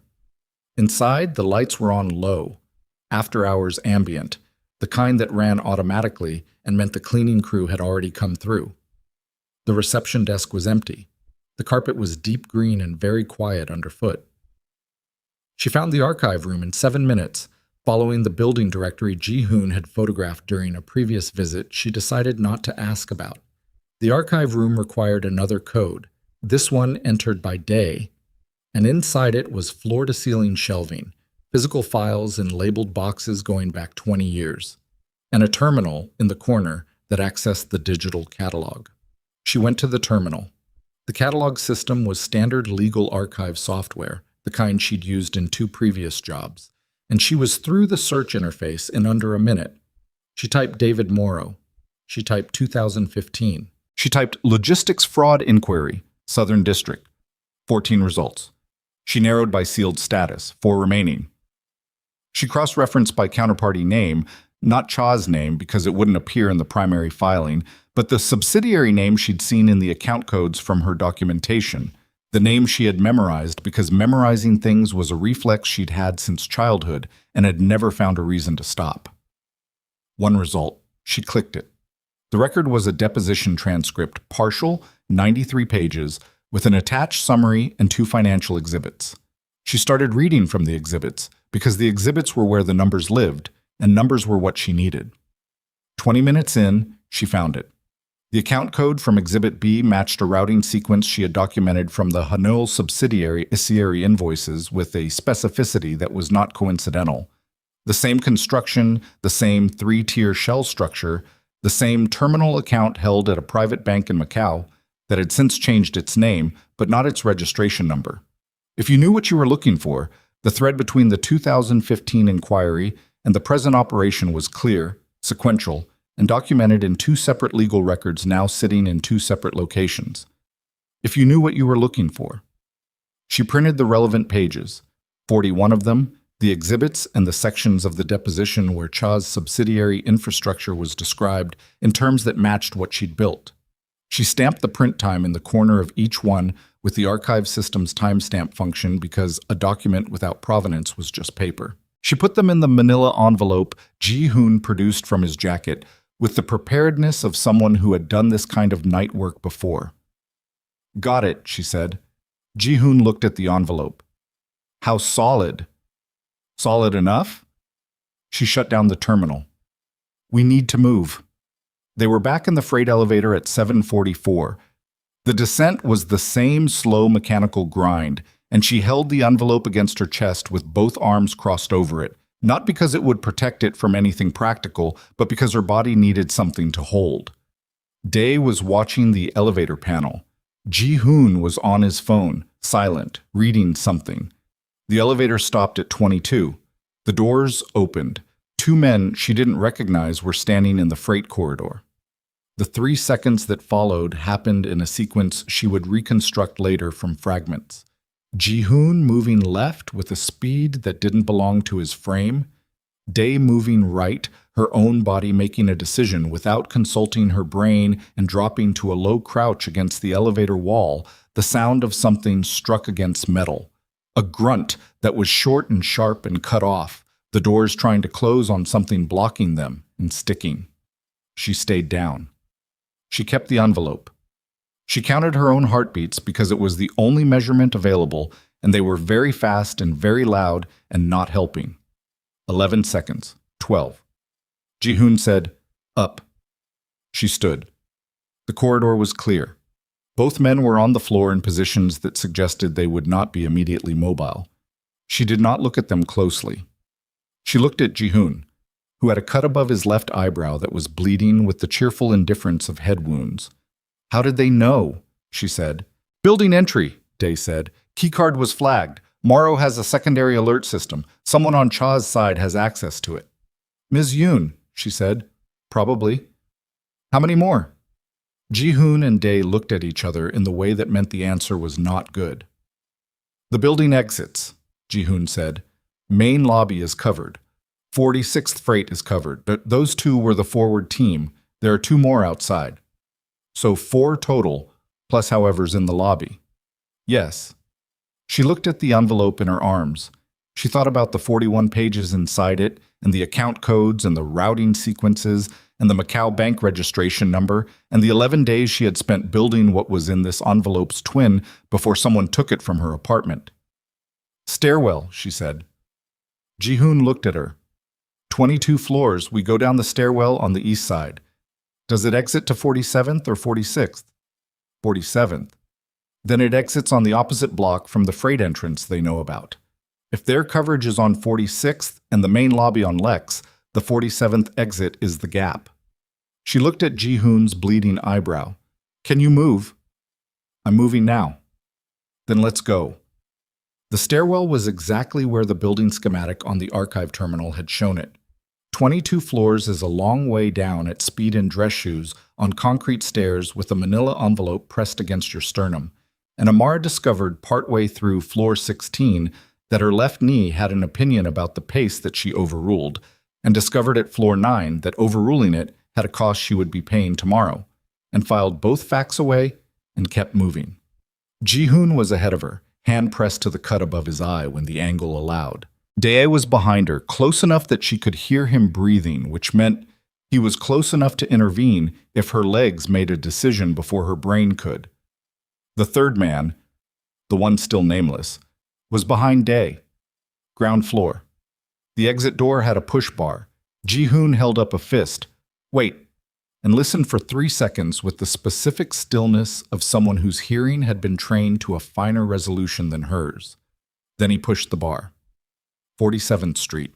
Cold air, immediate and full, after the close heat of the stairwell. The block was not empty. It was midtown at 8 in the evening, foot traffic, taxis, the ordinary indifferent momentum of the city. But the two men stationed at the mouth of the alley on 46th were on the wrong side of the building, and the car Jae-hyun called in the 30 seconds before they hit the ground floor was pulling to the curb as they came through the door. She was in the back seat before she had consciously registered getting there. Jae-hyun got in. Dae got in. The car moved. She sat with the envelope in her lap and her back against the seat, and her left knee making its grievances known in a low, continuous broadcast, and her heart doing something that was beginning to decelerate from its peak. She breathed. She looked at the city going past. She kept her hands flat on the envelope. Jae-hyun, she said. Already called, Jae-hyun said. We're going to him. They were back at the building on Lexington. Not Morrow's building, a different Lexington address, a satellite location she hadn't been to before, at 8:41. The elevator here was fast and required a biometric entry that Jae-hyun provided with his right hand, the left still pressed against the cut. The floor they arrived on was smaller than the main office and differently configured, less corporate, more operational, the kind of space that existed to function rather than impress. Jae-hyun was there. He was standing at a table covered in open laptops and printed maps, and 2 phones running simultaneously. And when the elevator opened, he looked at her with an assessment that went from face to hands to envelope and back to face in under 2 seconds. She crossed the room and put the envelope on the table in front of him. Exhibit B from the 2015 deposition, she said, cross-referenced with the routing codes from the Hanul subsidiary invoices. The Macau account appears in both records with the same registration number. It's a clean thread. Cha's infrastructure in 2015 is the same architecture he's using now. He didn't rebuild after the federal inquiry dropped. He just renamed the shell layers. She pointed to the 3rd page of the stack where she'd paperclipped the critical exhibits together. That page. The account construction. That's the link. Jae-hyun looked at the page. He looked at it for a long time. Han-soo, who she hadn't seen come in, materialized at the edge of the table and looked at it over Jae-hyun's shoulder. He said something in Korean that was quiet and had the quality of a number being recognized. Jae-hyun needs medical attention, Amara said. His eyebrow. I'm fine, Jae-hyun said from behind her. You're bleeding on the floor, she said. That's a different thing. Someone moved Jae-hyun toward a back room. She stood at the table and looked at Jae-hyun, looking at the documents, and felt the adrenaline of the stairwell beginning to move through her system in the way it moved when there was no longer an immediate use for it, converting itself into a shaking in her hands that she pressed against the table's edge to contain. "It's enough," Jae-hyun said. "Not a question. With what I had on the file they took, yes. Without it, it's thinner. The documentation from the Hanul side is gone, but the deposition record is its own instrument. It establishes the infrastructure independently." She paused. "Who receives it matters. If it goes to the wrong federal contact, Cha has enough relationships to bury it again." "I know who it goes to," he said. He said it in a way that meant this part was already mapped. She nodded. She stepped back from the table. Her left knee registered its displeasure with the shift in weight, and she put her hand on the table's edge and kept her face still. Jae-hyun looked at her hand on the table, then at her face. He said quietly, "You're hurt." "My knee. Stairs." She straightened. "It's fine." He came around the table. He stopped in front of her at a distance that was closer than the desk had ever allowed, and looked at her face with the particular attention she had learned was not performance. It was the way he looked at things he was actually accounting for. And right now she was the thing. "Sit down," he said. "I've heard that a lot today." "You've needed to hear it a lot today." She sat. The chair Jae-hyun found was pulled from somewhere and positioned, and she sat in it and let her knee rest, and the shaking in her hands continued for another 30 seconds, and then stopped, which was her body's way of filing the evening and moving forward. Around them, the room continued its operational rhythm. Laptops, calls, Han-soo on the phone speaking low and fast. The 41 pages on the table. The Macau account number that connected a 9-year-old dropped inquiry to the present crisis, and the fact that it had sat in a sealed archive on Lexington Avenue for 9 years, waiting to become relevant. Jae-hyun crouched in front of her. The movement was unexpected. The CEO, the syndicate leader, the man behind the dark desk, folding down to her eye level on a satellite office floor, and his face at this distance had no management in it. "I need to tell you something," he said. She looked at him. "Young-soo," he said. "He's out. Apartment was accessed, not occupied. They used it for the laptop and left. He was locked in the building stairwell. He's out now. He's not hurt." She exhaled. One single, long exhale, the kind that carries something you've been holding at the back of your sternum since the moment you heard 31 minutes since last contact. "And Binks," she said. Something moved across his face. "Under the bed," he said. "Apparently he bites." She pressed her lips together. She looked at the ceiling for a moment and then looked back at him. And there was something behind her eyes that she was not going to let become anything more in a room full of operational laptops and men who had just come out of stairwells. "What comes next?" she said. He held her gaze. "Tonight the deposition record goes to a federal contact in the Southern District who owes this organization a very old debt. Simultaneously, the evidence of Cha's current operation, what can be reconstructed from our own records plus the deposition cross-reference, goes to 2 external parties whose relationship with Cha is competitive rather than cooperative." He paused. "We move on Cha's position directly. Tonight." The word tonight landed with the weight of everything it contained. "That means you're going," she said. He didn't answer, which was an answer. She looked at him, crouched in front of her chair on a satellite office floor, with the city going on outside like nothing was happening, and the 41 pages on the table behind him, and the cut above Jae-hyun's eye, and Young-soo in a stairwell, and her laptop in Cha's hands, and 18 days of documentation now aimed at the man who'd built it. "Jae-hyun," she said.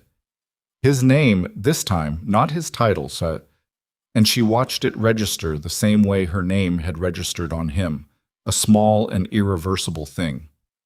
"I'll be back," he said. "That's not a guarantee you can make." "No," he said. "It isn't." He held her gaze for a moment longer. "But I'm making it anyway." He stood. He turned toward the table, toward Han-soo, toward the operational reality of the next several hours, and became again what he was in the full presence of the room, precise and cold-surfaced and terrifyingly capable. and she watched him from the chair and felt the distance close back over the 30 seconds that had just existed and understood that the 30 seconds had been real regardless. At 9:55, 4 vehicles left the satellite location in a sequence she watched from the window on the building's north side. The last one carried Jae-hyun. She knew which one because she'd learned his posture from behind, the particular economy of how he moved when he was operating rather than managing, and she watched the vehicle until it turned and was gone. Jae-hyun was behind her, eyebrow bandaged, looking at his phone. "We wait here," he said. "I know," she said. She turned from the window. The room was quieter now, reduced to 2 men on laptops and Han-soo on the far phone, and her in the chair that had been brought for her knee. She looked at the table. The 41 pages were still there, but copies had been made and the copies were already gone, already moving through the city by routes she wasn't party to. She thought about the warehouse Cha would have chosen for this kind of confrontation. Something industrial, waterfront probably, the kind of location that existed outside the ordinary friction of the city's oversight. She thought about Jae-hyun moving through it, and the 4 vehicles, and however many men, and the particular rage that she had seen him contain in the conference room, the rage that had been in his face when he'd looked at the photograph of her building. She thought about the fact that the rage had been there because of her, and she thought about what that meant and what she was going to do about it, and she was still thinking about it when Han-soo appeared at the edge of her vision and said very quietly, "We have a problem." She looked at him. Cha moved earlier than we thought. He looked at his phone. He looked at her. He doesn't have the warehouse. He has something else. He paused. He made a call 20 minutes ago to one of our people in the field. The message was for Jae-hyun. Another pause, and his voice was flat in the way that meant he was managing his own reaction carefully. He said if Jae-hyun wants to end this tonight, he comes to the warehouse on Greenpoint alone. She stared at him. And if he doesn't come alone, Han-soo said, Cha has something Jae-hyun will come for regardless. Her chest went cold. What does he have? Han-soo looked at her for a moment with an expression that was the most honest thing she'd seen on a face all day. You, he said. He's saying he has you, except... He stopped. Except I'm sitting right here, she said. Yes, Han-soo said. Which means either Cha's information is wrong or the call was designed to make Jae-hyun believe it before anyone could confirm otherwise. And Jae-hyun... He looked at his phone again. Jae-hyun is already moving toward Greenpoint. She was on her feet before the sentence finished, knee and all, and the decision forming in her chest was not rational and was not cautious, and was the clearest thing she had felt since the morning she had walked into a 43rd floor office carrying a cup of coffee that was too hot. How far is Greenpoint? She said. Amara. How far? 18 minutes, Jae-hyun said from the corner, already reading her face. But you're not... Call him, she said to Han-soo. Right now. Tell him I'm here. Tell him it's a setup. Han-soo was already dialing. He held the phone to his ear. He waited. He waited longer. His expression told her what was coming before he said it. He's not picking up, Han-soo said. She looked at Jae-hyun. Jae-hyun looked back at her with the expression of a man who had been given an instruction not to let her do the thing she was about to do, and was calculating the distance between that instruction and the present moment. He's walking into it alone, she said. Because he thinks I'm already there. Jae-hyun said nothing. He's walking into it alone because of me. The room was very quiet. Outside, 18 minutes away, the East River was cold and black, and the warehouse on Greenpoint had lights in it that had no business being on at this hour. And Kang Jae-hyun's vehicle was moving toward them because the man who had spent 20 years believing that love was a weakness had just proved, in the most dangerous way possible, that Cha Dong-hyun had been right about exactly one thing. He had found the weakness. And the weakness was standing in a satellite office in Midtown with a bandaged man and a phone that wasn't being answered, and 18 minutes between her and the moment everything became irreversible. Jae-hyun said, No. He said it simply and without heat, the way you state a fact about the physical world, and Amara looked at him and understood that he had been given a specific instruction about her, and that the instruction was serious, and that he intended to honor it. She looked at Han-soo. Han-soo was still redialing. Still nothing. He lowered the phone, and his expression had the particular quality of a man who understood both sides of the problem he was standing inside. "There are two men with Jae-hyun's vehicle," Jae-hyun said. "They'll reach him before he enters the warehouse." "Will they?" she said. "Or will they follow his instruction and hold back because he told them to come alone?" Jae-hyun said nothing. "He believed the call," she said. "He thinks I'm already there. He will go in the way a man goes in when the thing he's protecting is already inside." She looked at Jae-hyun steadily. "You know him. You know I'm right." Jae-hyun looked at the floor for a moment. Then he looked at Han-soo. Han-soo said, "I can't stop her and run communications simultaneously." Jae-hyun closed his eyes for approximately 1 second. Then he opened them and said, "Stay behind me at all times. You do nothing without my signal. If I tell you to get down, you get down and you don't ask why." He moved toward the elevator. "And if we get there and it's already resolved, you say nothing about this to Jae-hyun." "Agreed," she said, and followed him. The car covered the distance in 16 minutes through a city that had no interest in their urgency. Every light and turn and slower vehicle and obstacle that Jae-hyun navigated with a controlled aggression that she felt in the seat's upholstery. She sat in the front. Jae-hyun had put her there without explaining it, and she understood later it was so he could see her in his peripheral without turning, and held on to the door handle and watched the city thin out as they crossed into Greenpoint, the density of Midtown giving way to the wider, darker geometry of industrial Brooklyn. The warehouse was on a street that backed against the waterfront, a long corrugated building with high windows, most of which were dark. 2 were lit from inside, upper level, the light the color of work lamps rather than overhead fluorescents. 3 vehicles were parked on the street outside, at angles that were not random. One of them she recognized. The last vehicle she had watched leave the satellite location, the one that carried Jae-hyun. Empty. He was already inside. Jae-hyun pulled past the building without slowing and parked on the next block. He turned off the car. He turned to her and said, with a quietness that was more serious than raised volume would have been, "I need you to understand something before we go in. Whatever you see in there, whatever has happened or is happening, your job is to stay functional, not brave. Functional. Can you do that?" She thought about what functional meant in the context of whatever was behind those lit windows. She thought about the things she had already stayed functional through in the past 3 weeks, and the particular quality of the fear she was carrying right now, which was different from the fear of her own situation, because it was entirely about someone else, and that kind she was learning was harder to manage. "Yes," she said. They went in through a side entrance that Dae, who had been in the back seat in a silence she'd forgotten to register, opened with a tool she didn't examine. The interior of the warehouse was cold and smelled of river water and old machinery and something metallic that she chose not to identify. The ground floor was dark except for the light that came down from the upper level through a gap in the industrial flooring, a yellow rectangle of it falling across stacked pallets and old cable housings. Voices from above. She could hear them now.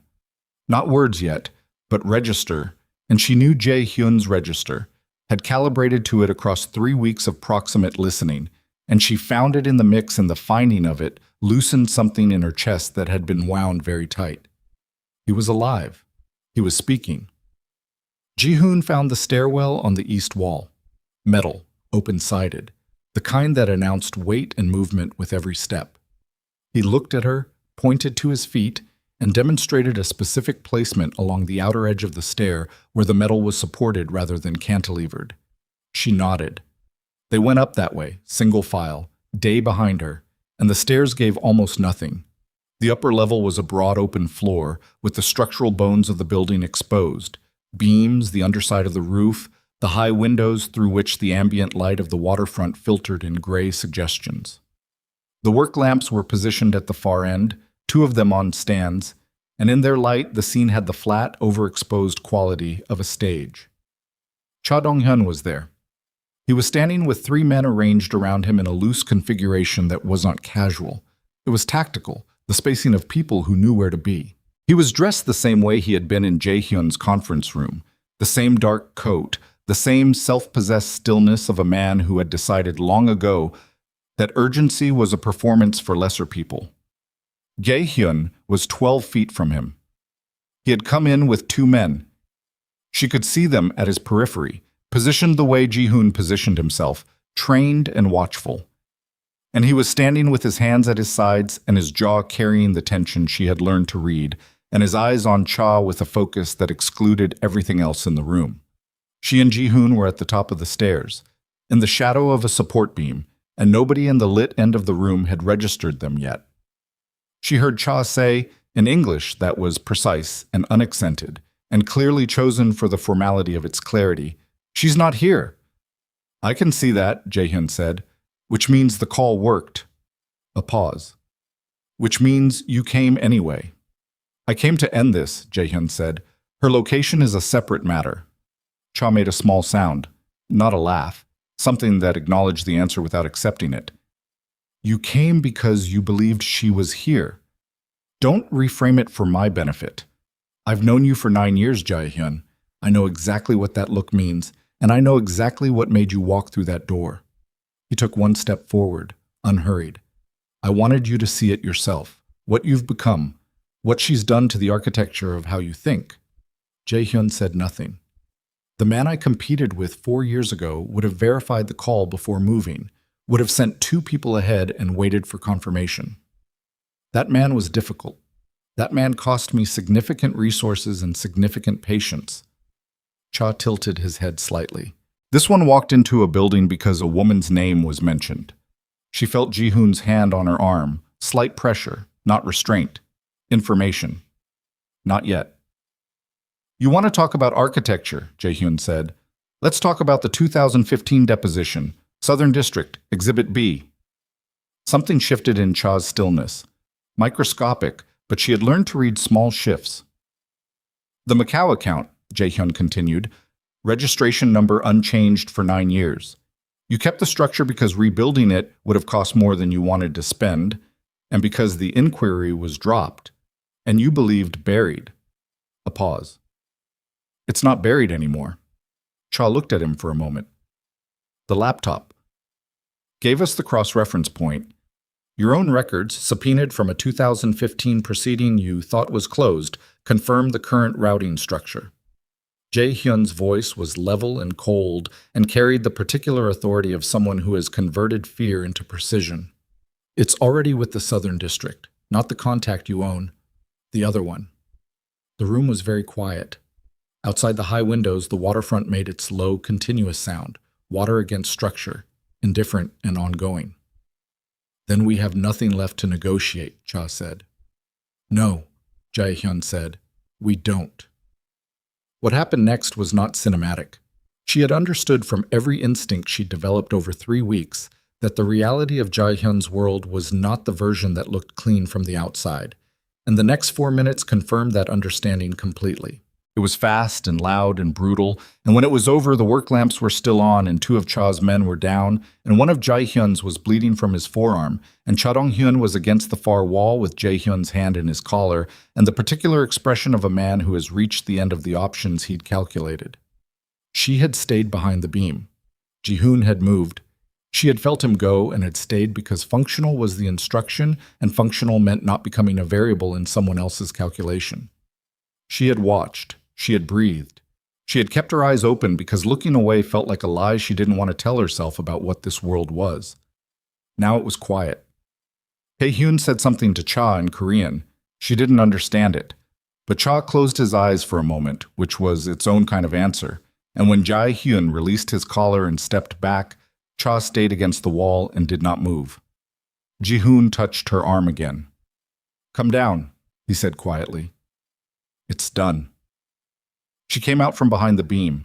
She walked across the upper floor past the overturned equipment and the evidence of the last 4 minutes, and the work lamps made everything flat and too bright, and she kept her eyes on Jae-hyun's back. He heard her. She didn't know how.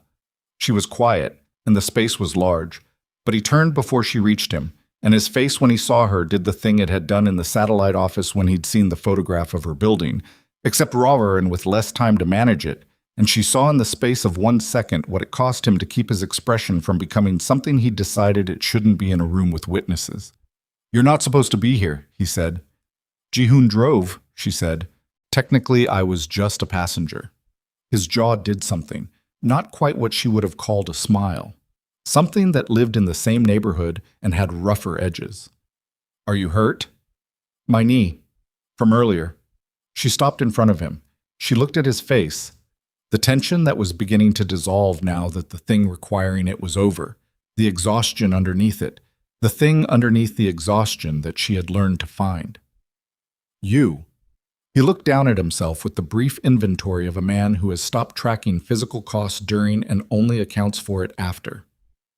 "Nothing serious." "Let me see." "Amara?"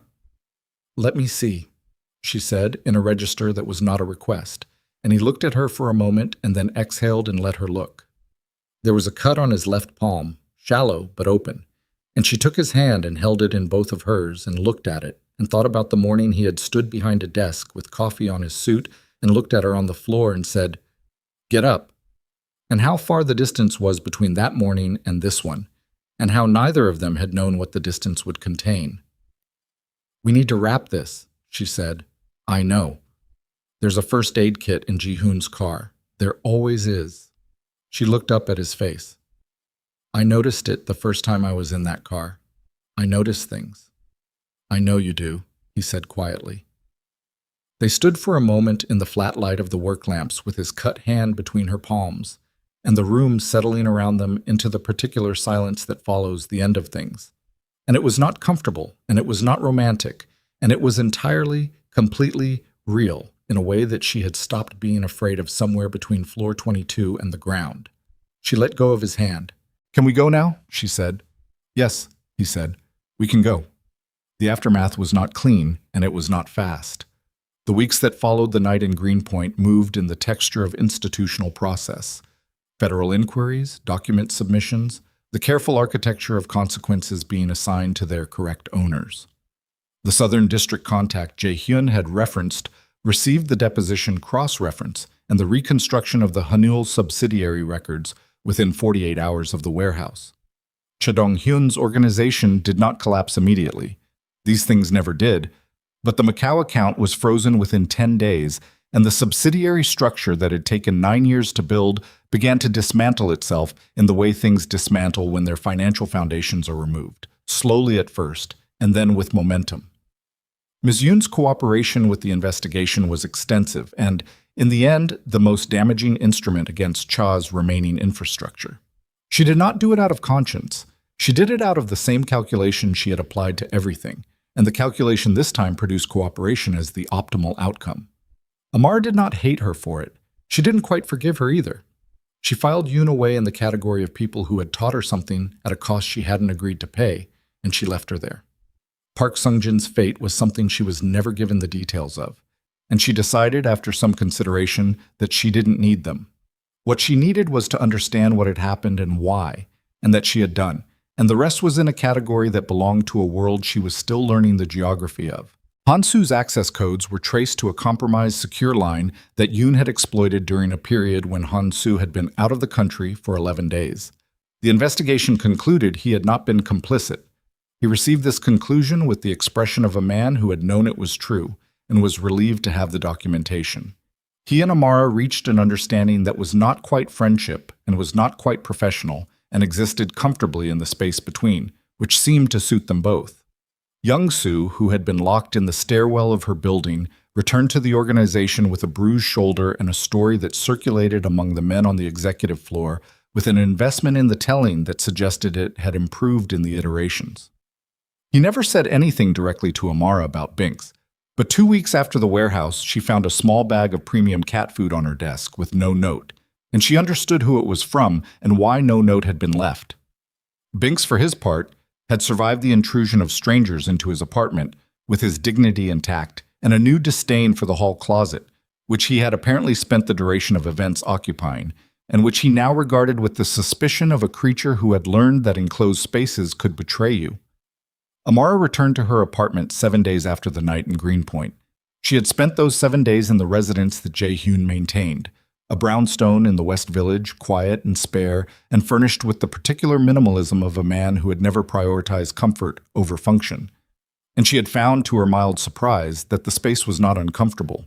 It had good light in the morning and a kitchen that was stocked with more care than the rest of it suggested, and she cooked in it and worked in it and slept in it, and on the fourth day started reorganizing the bookshelf in the front room because the books had been shelved by size rather than any system that served actual use, and it bothered her in a way she couldn't leave alone.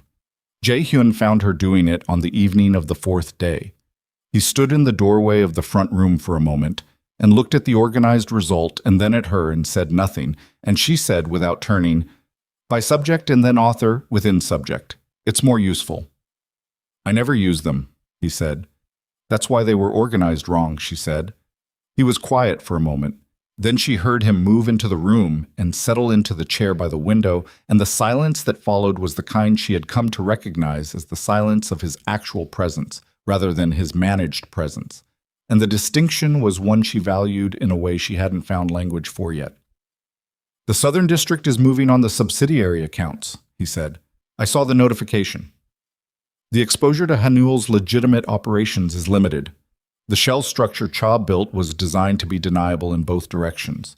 It protected him from me as much as it positioned against me. The lines are clean enough that the logistics operation survives the scrutiny." She shelved the last book and turned. He was in the chair with his elbows on his knees and his hands loosely clasped, the posture of a man who was not performing anything. The cut on his left palm had been properly bandaged by the second day and was healing cleanly. She could see the edge of the bandage below his cuff. "And the syndicate," she said. He looked at her. "What about it?" "The organization.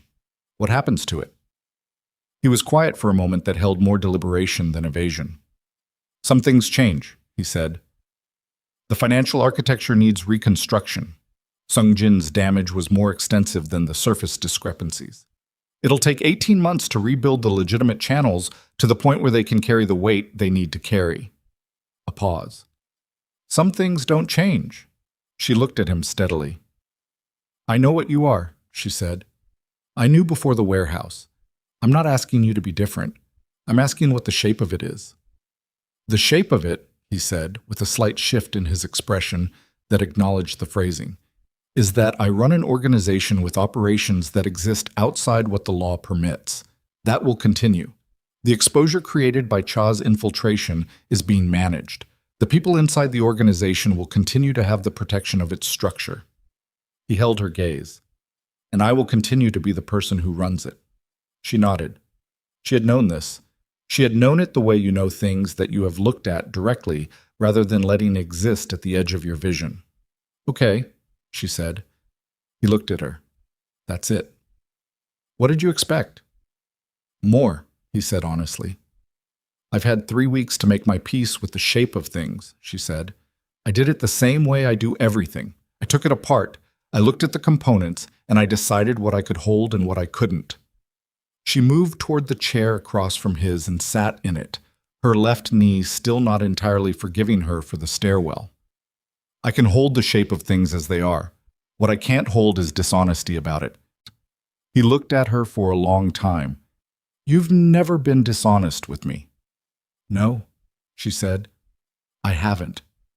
Not even when it would have been easier. Especially not then." He was quiet.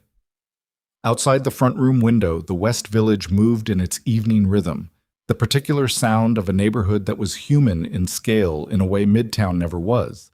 Voices and footsteps, and the occasional cab, the sound of people going between places rather than the sound of systems. "I need to ask you something," he said. She waited. "The staffing agency placed you here by chance," he said.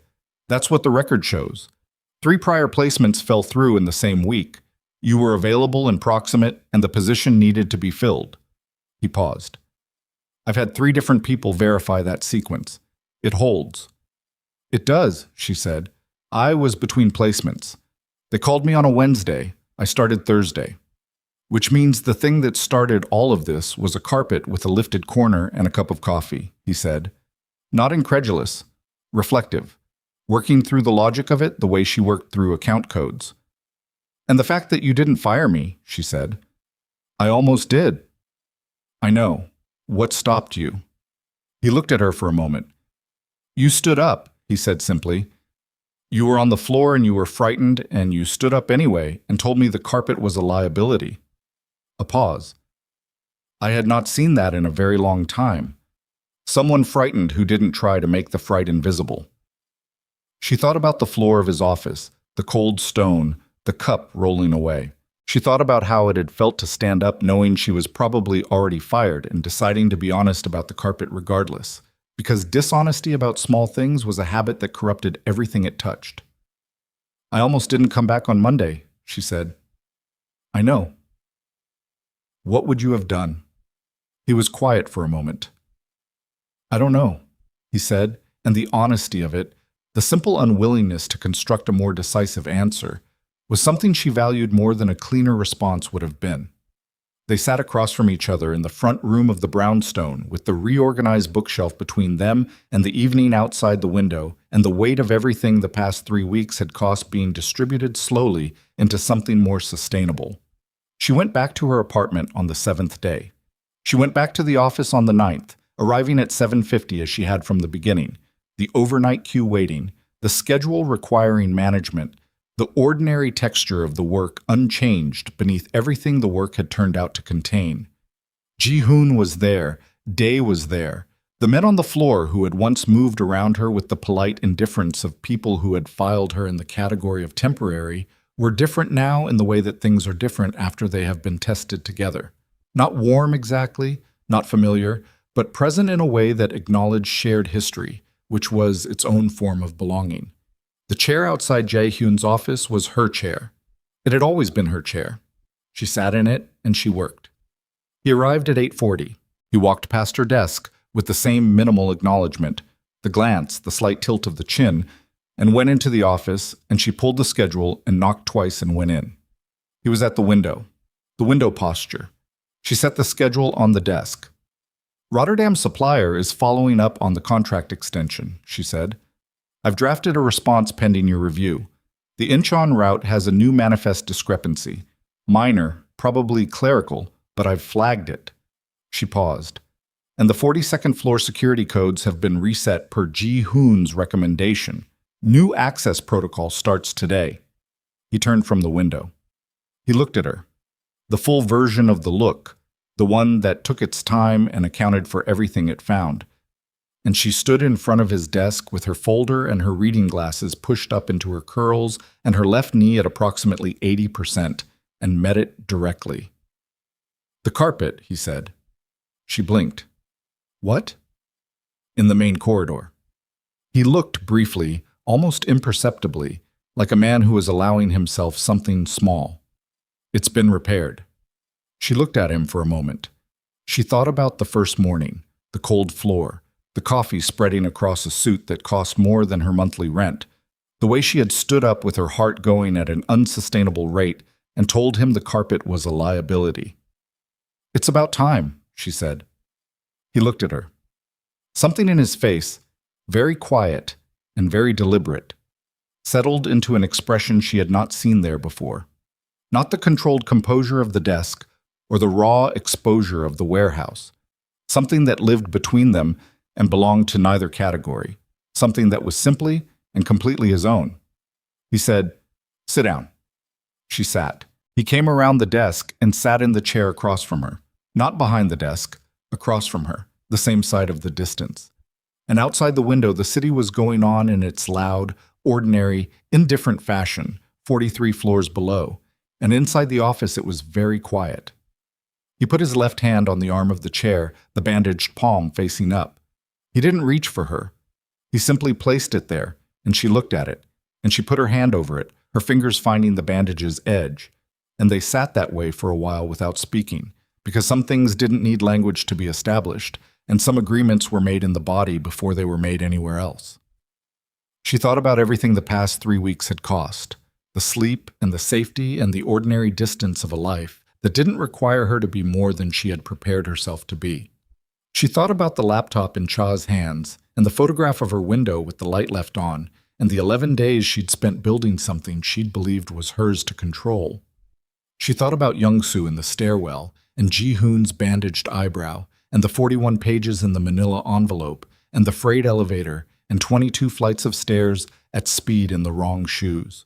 She thought about standing up from a cold office floor on the first morning with coffee in her hair and fear in her chest and the particular stubbornness that was the thing she'd always called a flaw and had turned out, over the course of 3 weeks and 5 separate moments of significant personal danger, to be the most useful thing she possessed. She thought about the fact that Kang Jae-hyun, who had survived 20 years in a world that kept its receipts in blood and territory, had walked into a waterfront warehouse alone at 9 in the evening because someone had said her name. She looked at the city outside the window. She looked at his profile, which was turned toward the window, the clean line of his jaw carrying no tension she could see. "I'm not going anywhere," she said. Not to reassure him, just because it was true and she had a policy about saying true things out loud. He turned his head and looked at her. His eyes were very still and very present. "I know," he said.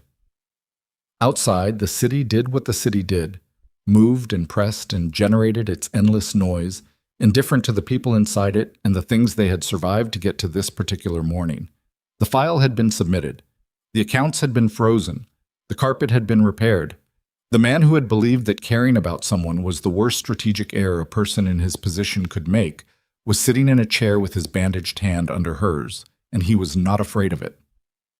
Amara Bennett, who had spent 27 years apologizing for taking up space, did not apologize for any of it. She picked up her folder. She adjusted her glasses. She looked at the schedule. "You have a call with the Rotterdam office at 9:15, she said, "and someone needs to fix the temperature on the 42nd floor. It's been 3 degrees too cold since they reset the system." He looked at her for one more moment with the expression that had no category in her experience before him. Then he reached for the schedule she held out. "I'll have it handled," he said. She stood up and walked to the door. Behind her, she heard him turn back to the window, and she heard him exhale.